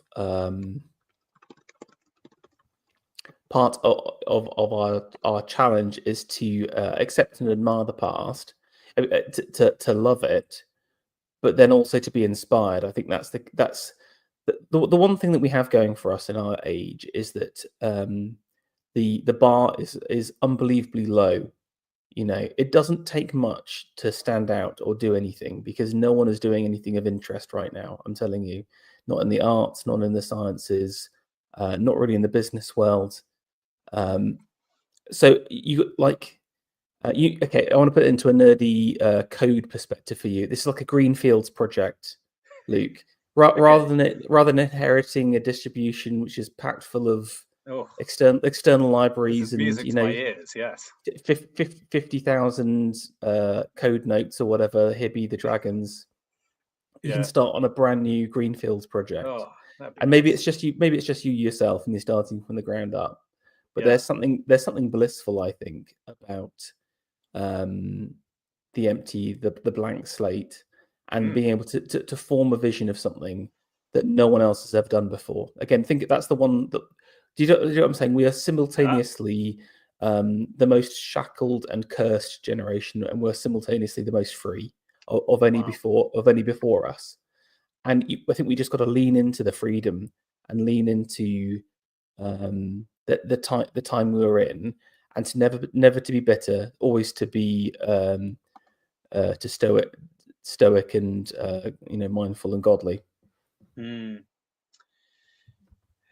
As a compliment to my comment about how the state has effectively reduced the sexual market value of all men in the eyes of all women, I think that, I guess, as an extreme porn and as a lesser form, just kind of images of beautiful female celebrities, has kind of done the same thing of reducing the attractiveness of women in the eyes of men.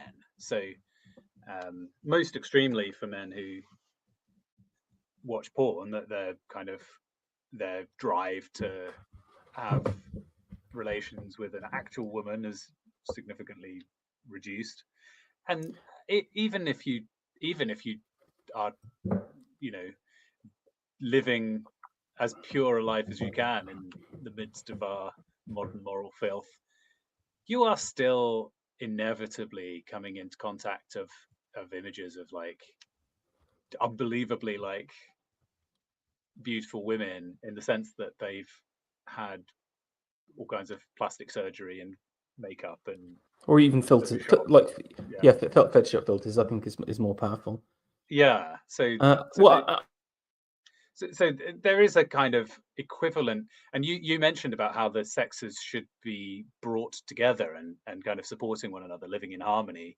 I think these twin forces, one of which, women movies, naturally, for example, women naturally think of men. They're grateful for the existence of men because men protect them and provide for them, and they want to find a man to specifically care and provide for her individually. And men naturally think of women as being like these unbelievably beautiful creations who they can enjoy, as kind of aesthetic forms. And because we've got these commodified replacements for both of these functions, the sexes kind of don't need each other anymore, in a certain sense. Why would you have to deal with a real sinful person attached to this want that I have? Yeah, I mean, and I think this is another structural thing, and I think media has hit us quite hard in that regard. Although I do feel like people are just less attractive nowadays because of their habits and food. And again, if I was thinking of unironic practical solutions to the gap, or whatever, to the harmonies, it would be to offer free gyms to everyone, or compulsory gym, something like that. Right. But what I'm saying, just imagine if there was no fat people. I'm pretty sure that would solve 90%. Yeah. Well, problems, yes. I want to be pedantic and say that it doesn't really matter how often you go to the gym. If you're eating too much, you're going to be fat. But that's a bit of a side point. Okay. Just imagine your own. There's a fat inquisition. We set up the fat inquisition, Luke, and they will appear at your house at any time. Yeah. And they're with a weighing scale. Maybe you have to have a set of scales on your doorstep, and in order to leave the house, you have to weigh under a certain amount. Exactly. This is the level. These are the kind of practical suggestions that we need coming out of a stream like this. Well, as you say, we're just spitballing here. This is all blue sky thinking. we're in the green field and we've got the blue sky. So what more could you want? Exactly. So do you think that these kind of concerns, like I don't know, athleticism, like women might prefer a man to be athletic, or a man might prefer a woman to be I don't know, not overweight, or a woman might prefer a man to be tall, or how much of these are reasonable for Christian? If you're looking for your spouse, I suppose our listeners are out there in the world wondering who they should marry, and they're thinking, oh, I've got this preference, but I don't know if it's acceptable. I don't know if it's biblical for me to factor that in. What do you reckon?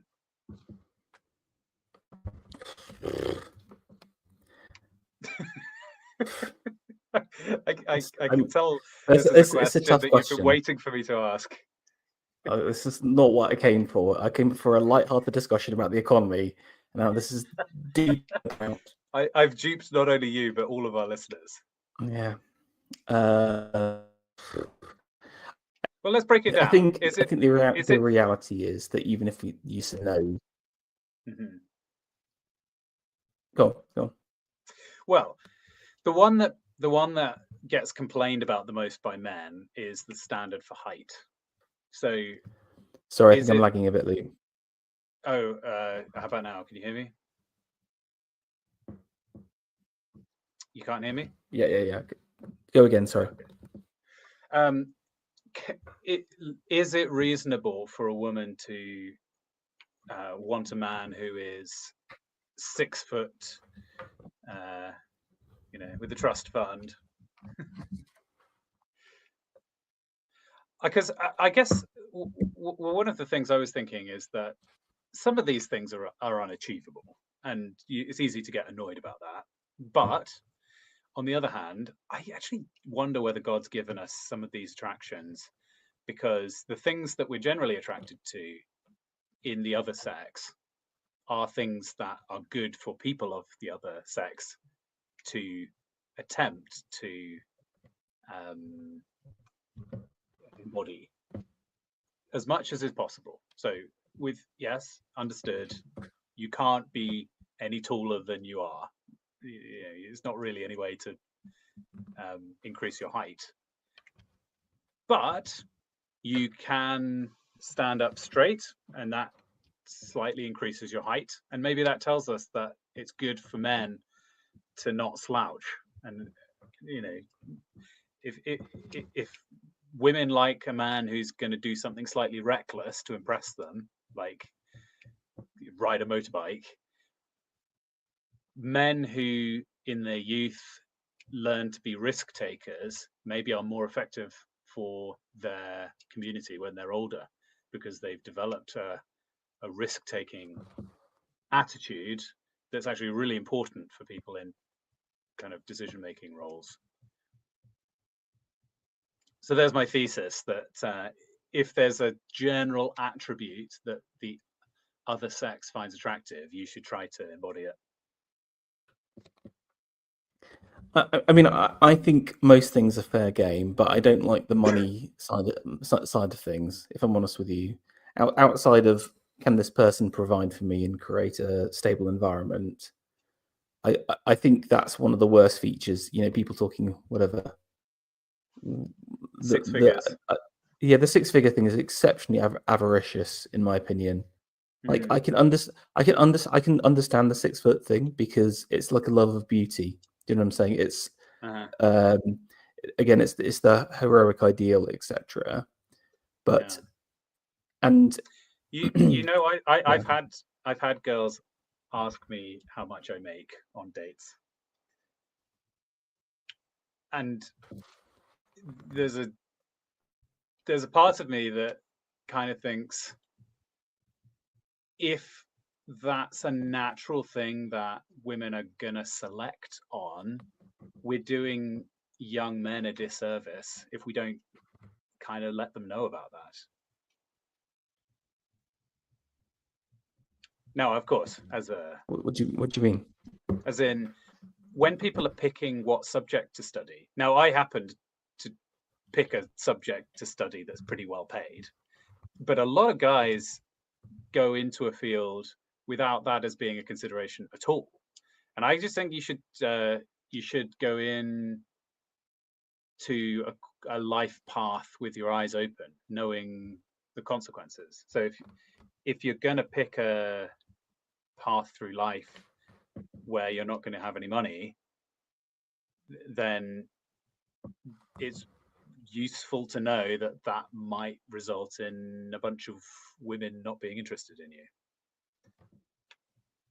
And it's not to say that that's a reasonable attitude for those women to have, but Christian women will probably have it on some lower subconscious way, even if they try not to. Yeah, I think I'm pushing back against something you disagree with, so you don't have to find common ground here.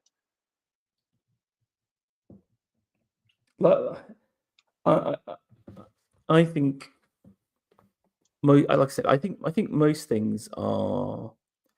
I don't necessarily have a problem in people chasing after the ideal, but like I think even with the money or whatever, like different jobs, like I really am against this idea of whatever education for money and career paths, etc. I don't know, but I'm very romantic ideologically, Luke, so it's very difficult. All the big secular red pill kind of life coaching stuff for men would encourage men to be entrepreneurs. That's really what you get driven towards by the likes of Chris Williamson or whoever it is. It's a terrible idea, though. Whatever. It's a terrible idea. Terrible idea. So they're genuinely the worst people. Business owners are the worst people. I'll tell you now. No, but can I just say one thing, Luke? Is that I work with many of them, and the most successful are often the most scurrilous rogues. Oh my goodness! What an amazing hat, Radlib. Have you just assassinated someone? Closer to me being assassinated. Give me just a sec. Okay? Switching to my AirPods. Yeah, we don't know what happened. Okay, can you hear me? Yes. Okay, yeah. Lightning seemed to have struck land. My daughter saw it. I smell a smoke. There was a definite smell of smoke from my office here, where I've got all my equipment. I think maybe my modem was fried. So I'm actually using internet from the other house. So if you're hearing me, it's kind of a miracle because it's coming from across the, That's awesome. I don't have like the strongest connection. No. Anyway, we were just kind of discussing about what is a. So if you're aware from either your own experience or from watching Homath or whatever, that there are these things that the other sex will find attractive. How much is it just objective things to some degree? Yeah. So should you try to earn a lot of money as a man just in order to impress girls, or should you try to become really fit just because that's what girls find attractive? Well, I have been in the position of advising young people, and certainly I can think of at least one instance where a young man was not in a position to support a wife, support a child if they got pregnant right away. And I said, you need to be in a better position. Now that wasn't specifically about, having an Andrew Tate car, right? It was it was about just the practicalities. Yeah, think about it practically. If you get married to this girl and you have a child together, how are you even going to buy them a Ferrari? Exactly. Yeah. So I do think there are practical considerations, and maybe in sort of very challenging circumstances, the Lord would have two people get married who have no visible means of support and just trust him and all that. But, I think it's reasonable that in general, a Christian father can expect that his daughter is married to someone who is not a layabout, I would feel like you have to be careful, and this is what happened with my parents. My mother's parents were grooming her for getting married to someone rich. She was going to school by virtue of her intelligence. She was going to school with a class well above her, and those were her friends, rich girls from rich families. And when she married a pastor who was not a pastor with a lot of money or anything, just a missionary with no visible means of support and all that, her parents were not happy about that. And so I think, I think that's where a Christian perspective might be a little bit different, right? Where Andrew Tate says, you've got to really show off your bling or whatever. That's not exactly what we're looking for in a good husband for our daughters. I've heard this several times where guys have had trouble with their fiance's parents if he is going into ministry as an occupation, which I find shocking. Especially, well, it used to be the parents are respectable, right? If the parents are Christians, they should be delighted that their daughter has picked somebody who has such a high place in his life for God that he's literally chosen it as his occupation. That seems wild to me that girls would be discouraged from finding such a man. But I guess that it is either subtly or directly, it is a thing that girls are really pushed to at the moment, is to find a wealthy suitor. I guess I say at the moment, that's probably it has ever been thus. But you're saying even Christian families are saying this. Exactly. I'm amazed. If I had a daughter, I would think that her marrying a man who is either in the ministry or training to be would be like top choice. I'd think that was a man I could trust my daughter with more than, well, anyway. Yeah. I mean, that's my view as well. And I've got two daughters that are not marriageable age, 9-year-old twins, and I've got two daughters who are late teens, well, one's not even a teenager anymore.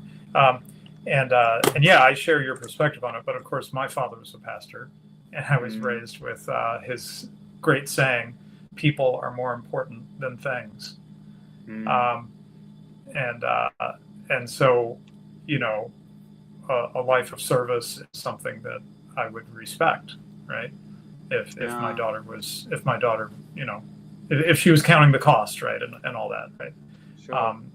I mean, if it's someone who's going to be just constantly a young woman who's going to be constantly bitching that she doesn't have the nicest things, maybe she shouldn't be marrying like a missionary or something, You want to find a good pair, yes.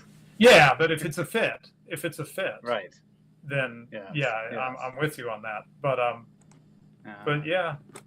don't know. I mean, I on the other hand, I'm hesitant to be too judgmental because you kind of never know where people are coming from. Maybe they really struggled materially themselves, and they're concerned about their child, their grandchildren, being in a perilous state, a survival mode kind of state, Yeah. So I mean, this is one of the great advantages of our age, is that thanks to the revolutions in food production, you can do, like, you might not be able to afford a house, but I think that you could do basically any job and feed a family of 4. I don't know. I need to run the numbers on it, but food is very cheap relatively, and no one genuinely starves. And to Radleb's point, when people were looking for a man that could provide for the family, there was a genuine risk, like to the actual life of the woman. Yeah. In a way that there isn't nowadays. In a way that there isn't that risk. Right. Yeah. Okay. Well, this has raised something that I've been pondering recently, which is when people talk about life is tough, or you don't understand the economy means that people are really struggling out there. What do you have to do to starve to death in the UK or the US these days? Like, if you refuse to get a job, you will. Am I wrong about this? You will still end up having food one way or the other. You'll sign on to universal credit, and you probably won't get access to a council house or something like that. But as long as you can stay with someone else, you'll be able to claim enough cash to survive easily in the UK. Right. Which means, in a sense, and children is the same, right? If anything, more so that if you have children, you get given money per child if you have below a certain income. Is that true? Yeah, and if you've got kids, you'll quite easily get access to a council house. Basically, or you get put up the list. So then, actually, when you're choosing a husband, you aren't really worrying about the survival of your children, but more like how delicious the food is going to be, or the quality of the school that they're going to go to. if you don't homeschool them. Well, okay. So would you put my screen up that I shared? Oh yes, sorry. This is a model that is, trying to speak to some of these sort of just perennial realities of how what men and women are looking for, and what can cause. In fact, I read the book, His Needs, Her Needs. I chose this particular presentation of the list because I thought Farrell would appreciate the font on Her Needs there. Anyway. to delight his eyes. The meme version. It looks like some kind of like a Declaration of Independence font, rather like it's been handwritten by. Right. The meme version of this is in low the res. left-hand column just has the top bullet point, and the right-hand column has about 700 bullet points. Anyway, I read the book that this came from. It's called His Needs, Her Needs. I recommend it. It's just real practical reality kind of stuff. And the way he frames it is from his years of counseling. He goes through each of these and talks about how he has seen an affair because of one of these needs not being met. Okay. So financial support is sort of the one we're talking about right now, right? Woman has a need for financial support. The man is not taking care of business. And there's a man who, has money or has a good job, and she starts feeling attracted to that man, right? And I really liked the book because he's actually pretty moderate. It's not an Andrew Tate kind of, like I said, the bling kind of approach. For example, on financial support, he says women will really struggle if they are going to be the primary breadwinner the whole time. But he said, if they know that it's time boxed, my husband's going through med school or, whatever, and then he's going to be able to take over the support of the family. And I'm going to be providing the income for a while, but then it's going to end and I'll be able to stay home and have a baby. Right. He says, that's okay. I guess the point of sharing that little caveat, and that's true of a lot of these, is that people are maybe a little more reasonable than sometimes is put in some of the sort of hostile red pill feminist conversation, right? These things all are important. I think they're deep needs that men and women have in a relationship with each other. It's not easy to just talk our way out of them, or even, as Farrell was saying, even to say, well, we're not on the brink of starvation anymore. So how important is the woman's need for financial support? Well, I hear you. That's very rational, but I don't know that thinking about these items on this list in a rational way is exactly the right way to think about it. Think of it more as like it's deep in us, deep in how the Lord made us and our instincts or whatever you want to call it, right? And a woman feels a need on that financial support point to see her husband as providing, right? Somehow, some way. And that's just true even if you live in a bourgeois paradise like we do, I think. Yeah. So one of the interesting downsides of living in a bourgeois paradise is that the men find it much more difficult to demonstrate financial support in a way that is attractive to the women, because even if they are provided for in an indirect way, the woman cares about the perception that it's the man who is supporting her.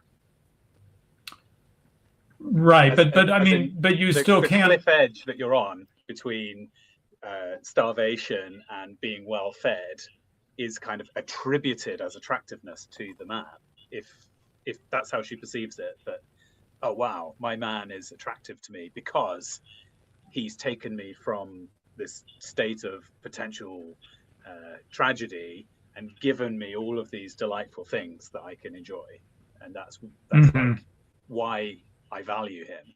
So a society in which her alternative to being married to the guy is a pretty comfortable lifestyle just does count against him in terms of his sexual market value, to use the yeah, and that's the home math.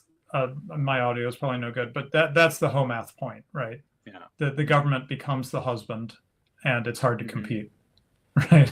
Yeah. Especially when his obligations to the women as a class are subtracted from his earnings before he gets to contribute to his actual wife. Yeah, right. Preemptive. That's true. You have to care for the women as a group. Yeah, this is a very interesting list. Was this based on? Yeah, based on lots of his experiences, I guess. Yeah, as a counselor and that for are couples. Roughly in kind of priority order. Yes, they are. It shouldn't be a bullet list; should be a numbered list. But having said that, he says that people vary. This is sort of an average story. For some people, some of these are going to be higher than others. Sometimes it's going to be something from the other side of the list. Sure. Some women, sexual fulfillment is more important to them. Some men, affection is more important than the average guy. For example, so that you can kind of borrow from both sides to some degree in terms of individuals. But again, just to give one more example of some caveats, sort of trying to dial back from the extreme relationship dialogue that happens online. When he says attractive partner, he doesn't mean that he says men don't need their woman to be the knockout in the room. He says, think about it the other way, sort of the negative case. A woman who is really not making an effort, right? He doesn't feel proud to be seen with her because she doesn't take care of herself, right? She doesn't dress in a reasonable way, and so on and so forth. And he says, I've seen women turn this around, not by instantly losing a bunch of pounds or whatever, but by simply getting some clothes that suit their body better, making an effort, and just making their husband feel that, the pride they have in themselves translates to a pride their husband feels when they're out with them. And by the way, this attractive partner thing, I had no idea how powerful it was. I read this book before I got married. When my wife and I go out, she, I think, dresses very tastefully, both feminine and tasteful. That's why we did a Mrs. Radlib on that, because I thought she had something to teach on that. And I will feel it in like this deep gut way when we're out together, because we go on dates regularly, that I am with a woman who is, well dressed nicely, dress sharp. People comment, "Oh, you two look so nice. You dress so nice," when we're together. And it is feeding some deep primal need of mine. So that's the third bullet point, attractive partner. Attractive partner. That's right. Yeah. Yeah. So I read it as theory at one time. Now I'm living it, and I'm going, man, this guy was right. I mean, I really feel it when those things are there. I really feel it, feel the deficit if I don't feel they're not, Yeah. I mean, this is real stuff here. Everybody wants to think that everyone's a unique snowflake, and everyone particularly wants to think they themselves are a unique snowflake. But actually, we more often than not conform to general patterns, and even if we briefly deviate from a pattern, often we then conform to it later anyway. My My wife will comment, has commented, like, she says, I've just been so surprised that you're such a guy. You just come up to me and smack me on the bottom, and it's like, I didn't think Stephen Carson would be like that in a relationship. And presumably people, over the course of a marriage, mold to each other's specific. We're very good at picking up on subtle reinforcements, even if it's it's not done deliberately on either side, but you will learn what your partner finds attractive visually, all kinds of ways. And I guess this is one of the ways in which, in a good marriage, it can become a stronger and stronger thing over time, because you've not only got that history together of experiences and meaningful connections, but also you've literally molded yourself to be the most attractive person for your partner in a deep, nuanced way. Yeah, Philosophicat talks about becoming very individuated, right? And that applies to the relationship, right? Being molded to each other. Yeah, I wish I could give the right credit, but what was this point that impressed me so much? Oh yeah, about getting married when you're young. I thought this was a powerful point in regards to that molding to each other, and that is that when you get married when you're younger, there's more space to be molded to each other. Like, I mean, like they say, oh, he's an old bachelor, he's set in his ways, right? Well, think about the other end of that spectrum. Right. They're young, they're not set in their ways, right? Yes. And so they can kind of adjust to each other, maybe all the more. And the reason that point was so powerful is because it was couched in the context of the trying to puncture the find the right one, find the perfect partner myth, find your soulmate, as they pushed in the 19th century, your soulmate. And they were saying, well, the problem with that is or a better way of looking at it is that you become the right ones for each other by, maybe getting married a little younger, which my wife and I didn't, by the way, but it was interesting to see the argument for it. Getting married when you're a little younger, having a good fit in the important ways and the deep values and stuff. But then there's some room to maneuver there and become sort of the soulmate of each other, you might say. So, in other words, the person was saying, like, a good marriage is made and not totally found, where our age has tended, the movies and stuff, they tend to emphasize, like, you see that perfect person across the room and boom, Guys, I'm going to have to drop off, but thanks very much for the chat. Well, thank you very much. Thanks, Pharaoh. I sort of also wish that I had got married younger. Oh, my wife's concerned. She just I mentioned your name, and she's like, "What's going on with Luke, Stephen? What's going on? Is he dating someone? What's going on?" No, I'm not dating anybody. I'm still single, but still looking. I haven't given up yet. Although every year that goes by, I feel more like giving up. But I am at heart an extremely romantic person, so I don't think that flame will ever die.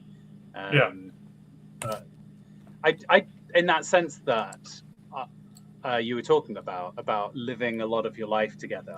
I always wanted to get married young. I feel like it's sad that all these years that I've lived doing all these having unique experiences that will not be replicated.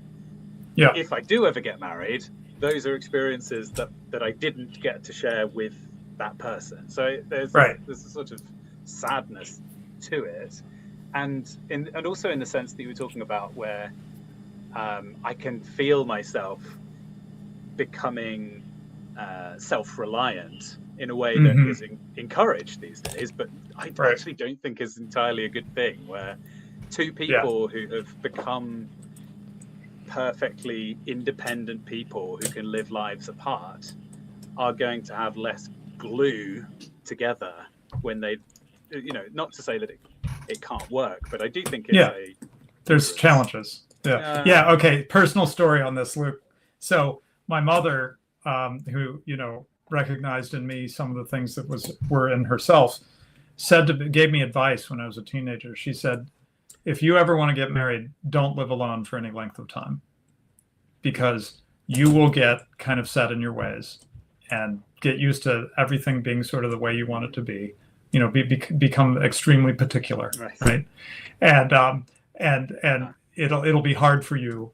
It'll be too hard to adjust to living with someone again, So I heeded her advice, and I had some roommates, and then some other roommates were graduating from college and were going to come and move into that apartment that I was in.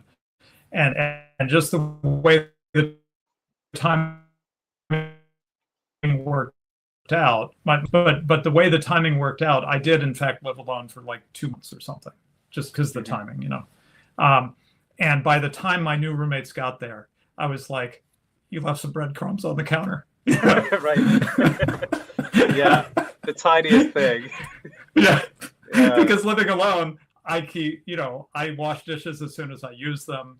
There was never anything laying around. I'm just, I have a, what do you call it? I'm very fascist, Luke. I have a high disgust response. Okay, yeah. So yeah, that kind of thing. That's unusual for men, if I understand correctly. Well, I think though, I think there are phases in life. That's how you should look at it. That there's a season for sowing and there's a season for reaping. And some people have a season of living fairly independent lives. Some people never do. Some people go straight from growing up with lots of siblings, and then they're married, and then they're having children, and it's like their whole life is being constantly surrounded by people. And some people have a disposition that lends them to preferring one or the other. But I think we should seek to embrace whatever season we find ourselves in. And I think for most people, it's good to seek to be married, but at the same time, to try to appreciate the phase that they're in while they are single. And there's nothing wrong with, while you're single, enjoying the fact that you can have a crumb-free existence, or whatever the whatever the particular joy of singleness is for each person. To broach another issue, similar to age, but age gap.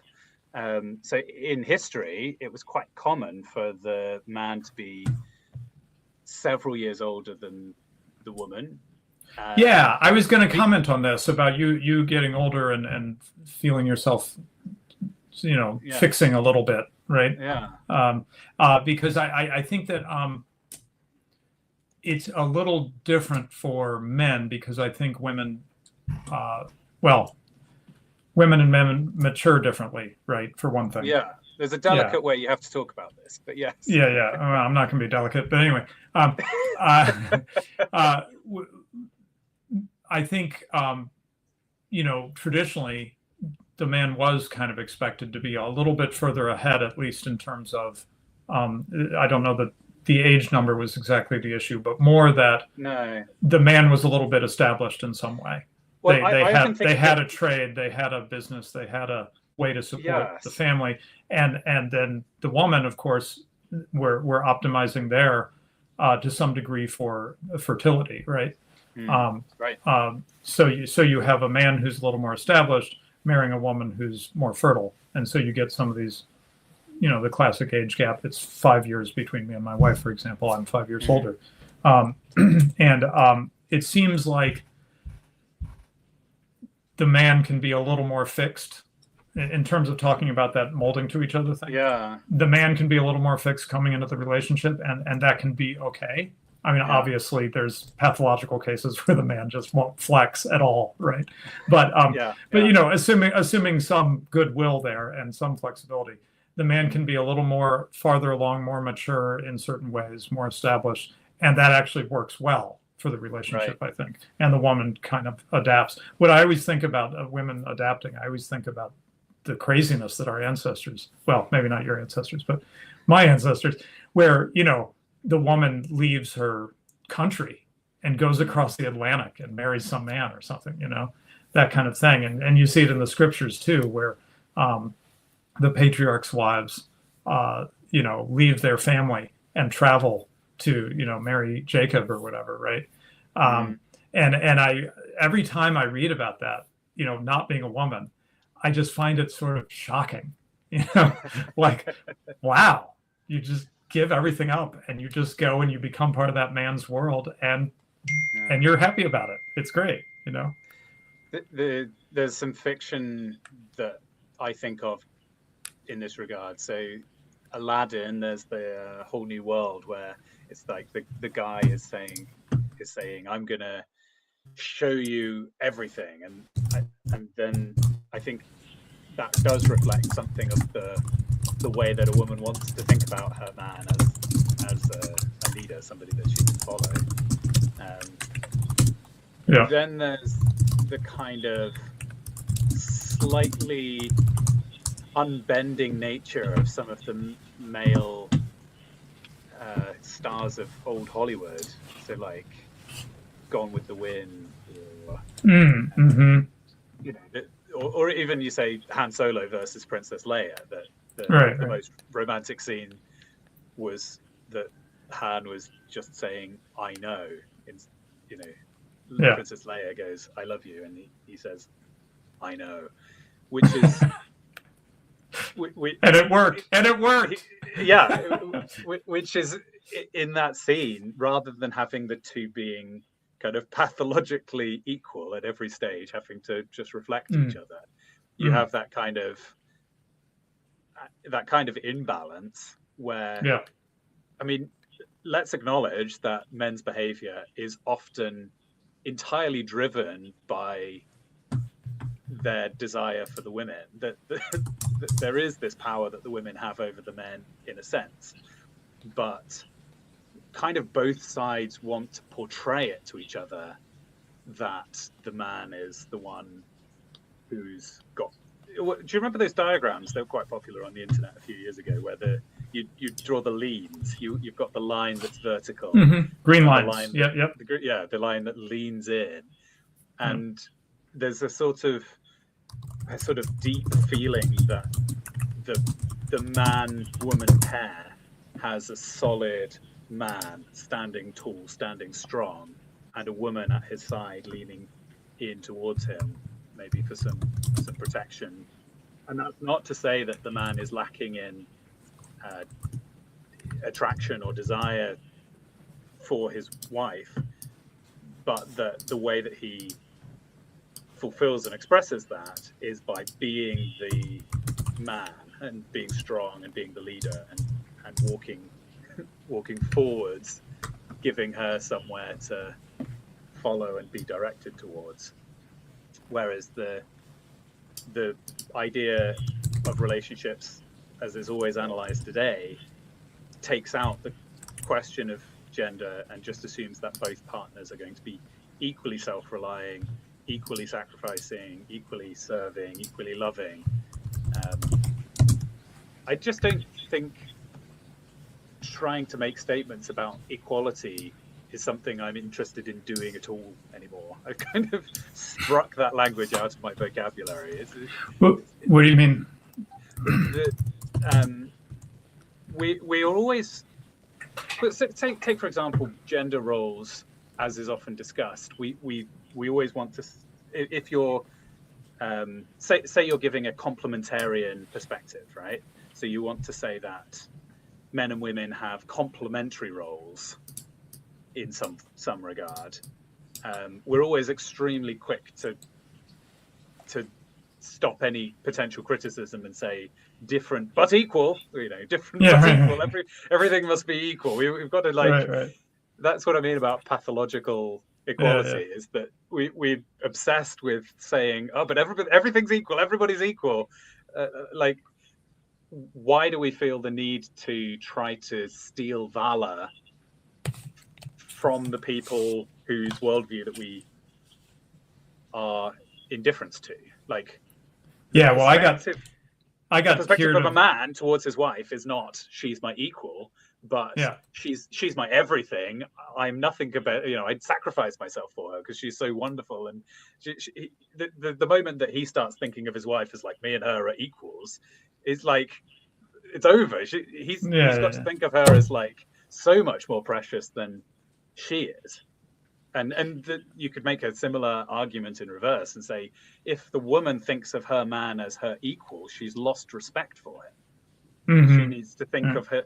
She needs to think of herself as being fortunate to have married somebody who's so fantastic and so much more than she deserves. Like that's what both sides should be looking for: is an unequal match, not trying to level everything all the time. Yeah, so a couple comments, Luke. One is that I had the good fortune right before he, right at the end of his life, to scourge of democracy and equality, and it was quite shocking when I first heard him inveighing against democracy and equality. And in fact, in the Q&A, I actually asked a question sort of challenging him, and he smacked me down good. It was a wonderful moment, a moment I treasure. But that was way back. That was in the 90s before I got married and everything, So I've had time to kind of stew in that and let go of that nod to equality, right? But real quick on the differences between men and women, I have to share this from Rothbard, a line from or something I'm reading from Rothbard, but he's quoting a famous joke.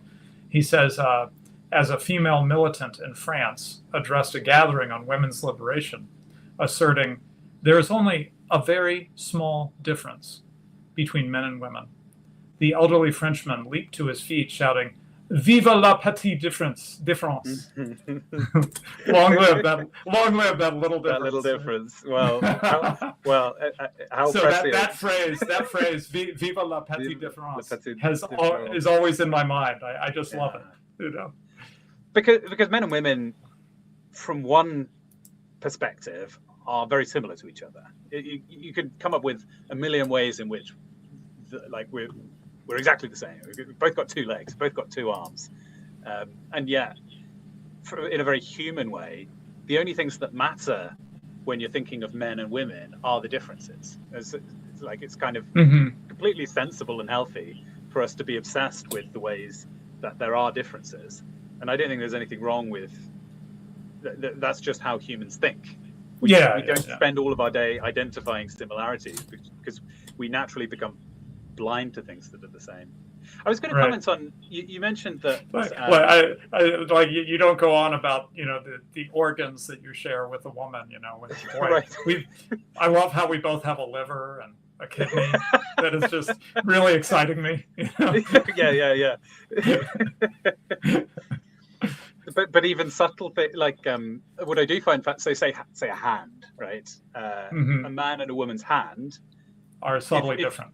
Yes, if you were not a member of the species, you would say indistinguishable. They've got the same number of digits. They seem to achieve this kind of dexterity or whatever. And yet, from a human perspective, a man's hand and a woman's hand are extremely different. And a boy's hand and a girl's hand very similar, but from a man's perspective, I think a woman's hand is always an object of some kind of elegance and and Right. there's a kind of, and women will talk about how they admire a man's hands. I that they love. remember the first time Yeah. I heard women talking about the forearm of a man, the like subtle muscular nature of a man's forearm, or like a back is often the most attractive part of a man to women, which is kind of mind blowing, because those are areas of the body of like zero interest to men, because they're like, forearm, right? That's I've had this my whole life. right. But if you roll up, if you're wearing a shirt and you roll up the sleeve in just the right way, then that in a woman's mind is like saxophones playing some suggestive music. Right. I really appreciate that, you've demonstrated that you're such a fine Christian English gentleman by bringing up hands and not feet.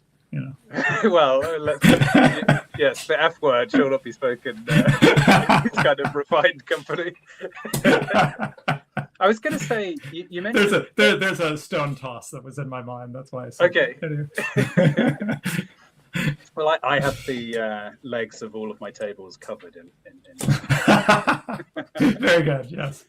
I was going to mention that you said earlier, from your perspective, the idea of leaving your whole environment and going after like you said, women, you often see them making these journeys across the Atlantic or whatever it was. Yeah.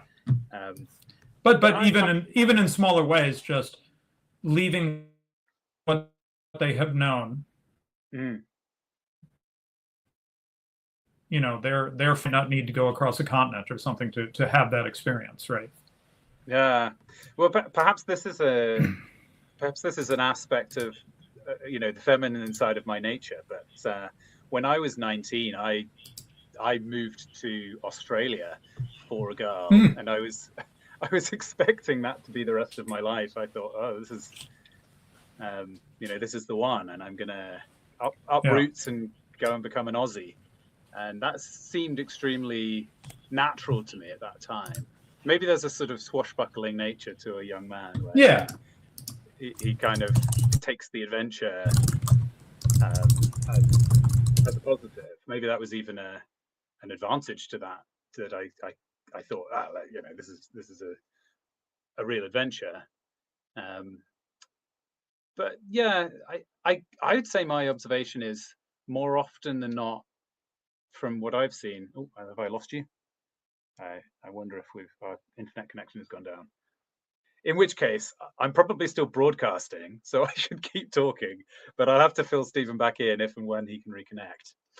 What I was going to say is, in my observation, when a man and a woman get married, it's more commonly the case that they end up living near to her parents than his. I don't know if that's a historic norm, or I'd be interested if people are listening and could type in chat. Since this is very anecdotal observation on my side, have you observed it more commonly that way around or the other way around? And if you could also mention which country you're from as well, so I can kind of do a quick survey. So do you find that people who are married are living near to their parents if they are male or if they are female? That's the question. And as I say, my observation is the couple tends to go to the woman's parents, or if they grew up a good distance from each other, then that tends to be the case. But I don't know if that's historically the case. Radlib seemed to be suggesting, and I think he's probably right, that historically people thought of a marriage as the moving of the woman into the extended family of the man. Hence, I guess, in British culture, why the surname that the couple adopt is the man's surname. So I guess this is part of what people might call the patriarchy. But I don't know how much of that is just a British thing. Well, I might have to get in touch with Radlib and see if he's going to reconnect, but this fireside chat cannot go on much longer with me by myself. Not that I'm incapable of monologuing, but that I wouldn't inflict it on you poor people. Well, I guess what I will do is I'll give one more plug for the weekend retreat. And if Stephen is not back by the end of the plug, then we'll call it a day on the fireside chat. So I'll be putting a video up fairly soon with interviews from last year. So hopefully that gets everybody excited. But if you've not been to the weekend retreat before, you're massively missing out, because if you're part of this community, if you're interested in the weird subset of Radlib says, sorry, Luke. Yeah, it sounds like he's out. So I'll wrap up here. But thank you to my guests for joining me, and I'll continue with my plug for the weekend retreat. So it's about 30 of us, and we are there for the weekend. And whether you're a Christian or you are a seeker, you're somebody who is interested in the ideas but doesn't really know what they think. Maybe you feel like you're somewhere, close to faith, but don't really know if it's for you or not. But we have people in all different camps on the weekend retreat. The first year, I actually tried quite hard to figure out who was there, and I reckoned it was about 50-50. So half the people there are good, solid Christians, and half the people there, I would say, maybe they're not Christians, but they're interested in putting a week aside. Either way, I would look at it as this is a gift to God of your time. You've put aside, Friday night, all of Saturday and Sunday morning, and you've just given yourself a little space out of your life to have an encounter with God, and to do so in a space that hopefully you can trust to be a little bit more based, a little bit less subversive, as some of these spaces can sometimes be. But yeah, people who've come on it before, I'm always so encouraged by what they say afterwards. What do we actually get up to? There'll be some teaching by me. I do 3 talks over the course of the weekend. There's some other activities like Bible studies. We did a fun thing last year where we did it was Proverbs. Everybody was given a proverb. Actually, in the end, I was handing out these strips of paper with proverbs on. Everybody got a bunch. And then we had a multi-bracket championship competition to figure out what was the best proverb in various categories. So that was a lot of fun. We sing together.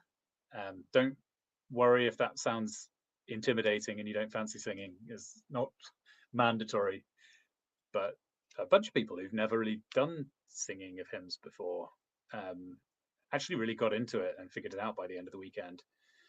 And then on Saturday, we also go down to the beach and we play beach games. The whole area is lovely. People, because it was the first time in the Abbey, people were interested in looking around at the pilgrimage stuff. There's a Catholic Abbey there as well. It's extremely old and interesting. So I might plan in a little bit more into the program this year to make space for that. That was a request after last year. Yeah, I would say if you've not been to the weekend retreat before, maybe the trick is seek somebody out who has been and ask them what it was like. Maybe that's your cue to come and join the Discord, because there's a bunch of people there who have. Or just email me and ask me your questions, because I'm sure there's some burning question that people have that I've missed. So yes, lambda.retreats@gmail.com. Be amongst the first to secure your place. Not that I'm offering any kind of monetary discount, but if money is a problem, then just let me know and I can. I'd be more than happy to. Basically, I don't want to end up making money on this thing. So I kind of, in my mind, have put aside a bit of money for this every year that I assume is going to be, part of my giving. And compared to all the other possible things I could give money to, this is easily the best possible thing that I could support, right? This is people coming and hearing the word of God, many of whom, for many of you, this is kind of a curiosity, something that you are just you stick on the YouTube channel in the background while you're washing the dishes or whatever, or a bunch of you are really serious, deep, thoughtful Christians with convictions that are out of step with modernity, and you're desperate for a community of people who think the same way and want to discuss it with you. So I would be overjoyed to support some of you to come. I can't afford supporting all of you, but don't hesitate to let me know in your email if the cost is going to be a difficulty for you attending. So that's lambda.retreats@gmail.com. And that's, yes, and I should say, make sure you're subscribed to my other channel, which is Lambda. I'll make sure I put a link in the description, because in a couple of weeks I will start airing episodes of The Gauntlet. And if you thought The Gauntlet was good last year in 2024, 2025, The Gauntlet is an absolute revolution. Many of the same guests, which is amazing. These people have decided to come back. I'm always surprised by that. But a whole revamped format that, I don't want to spoil it too much, but it lets one guest interact with the next and, leave the yes. Stay tuned for that. I tell you what, I will be inspired by the distributor. Finish this thing by reading you a psalm. How about that? I like to finish with a psalm. So let's do Psalm 35. Contend, Lord, with those who contend with me. Fight against those who fight against me. Take up shield and armor. Arise and come to my aid. Brandish spear and javelin against those who pursue me. Say to me, I am your salvation. May those who seek my life be disgraced and put to shame. May those who plot my ruin be turned away in dismay. May they be like chaff before the wind, with the angel of the Lord driving them away. May their path be dark and slippery, with the angel of the Lord pursuing them.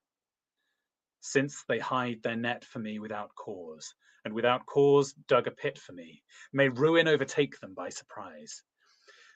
May the net they hid entangle them. May they fall into the pit to their ruin. Then my soul will rejoice in the Lord and delight in his salvation. My whole being will exclaim, who is like you, Lord? You rescue the poor from those too strong for them, the poor and needy from those who rob them. Ruthless witnesses come forward. They question me on things I know nothing about. They repay me evil for good and leave me like one bereaved. Yet when they were ill, I put on sackcloth and humbled myself with fasting. When my prayers returned to me unanswered, I went about mourning, as though for my friend or brother. I bowed my head in grief, as though weeping for my mother. But when I stumbled, they gathered in glee. Assailants gathered against me without my knowledge. They slandered me without ceasing. Like the ungodly, they maliciously mocked. They gnashed their teeth at me. How long, O Lord, will you look on? Rescue me from their ravages, my precious life from these lions. I will give thanks in the great assembly. Among the throngs, I will praise you. Do not let those gloat over me who are my enemies without cause. Do not let them who hate me without reason maliciously wink the eye. They do not speak peaceably, but devise false accusations against those who live quietly in the land. They sneer at me and say, aha, aha. With our own eyes we have seen it. Lord, you have seen this. Do not be silent.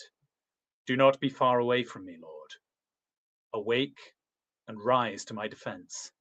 Contend for me, my Lord, my God. Vindicate me in your righteousness, my Lord, my God. Do not let them gloat over me, or not let them think, aha, just what we wanted, or say, we have swallowed him up. May all who gloat over my distress be put to shame and confusion. May all who exalt themselves over me be clothed with shame and disgrace. May those who delight in my vindication shout for joy and gladness. May they always say, the Lord be exalted, who delights in the well-being of his servant. My tongue will proclaim your righteousness, your praises all day long.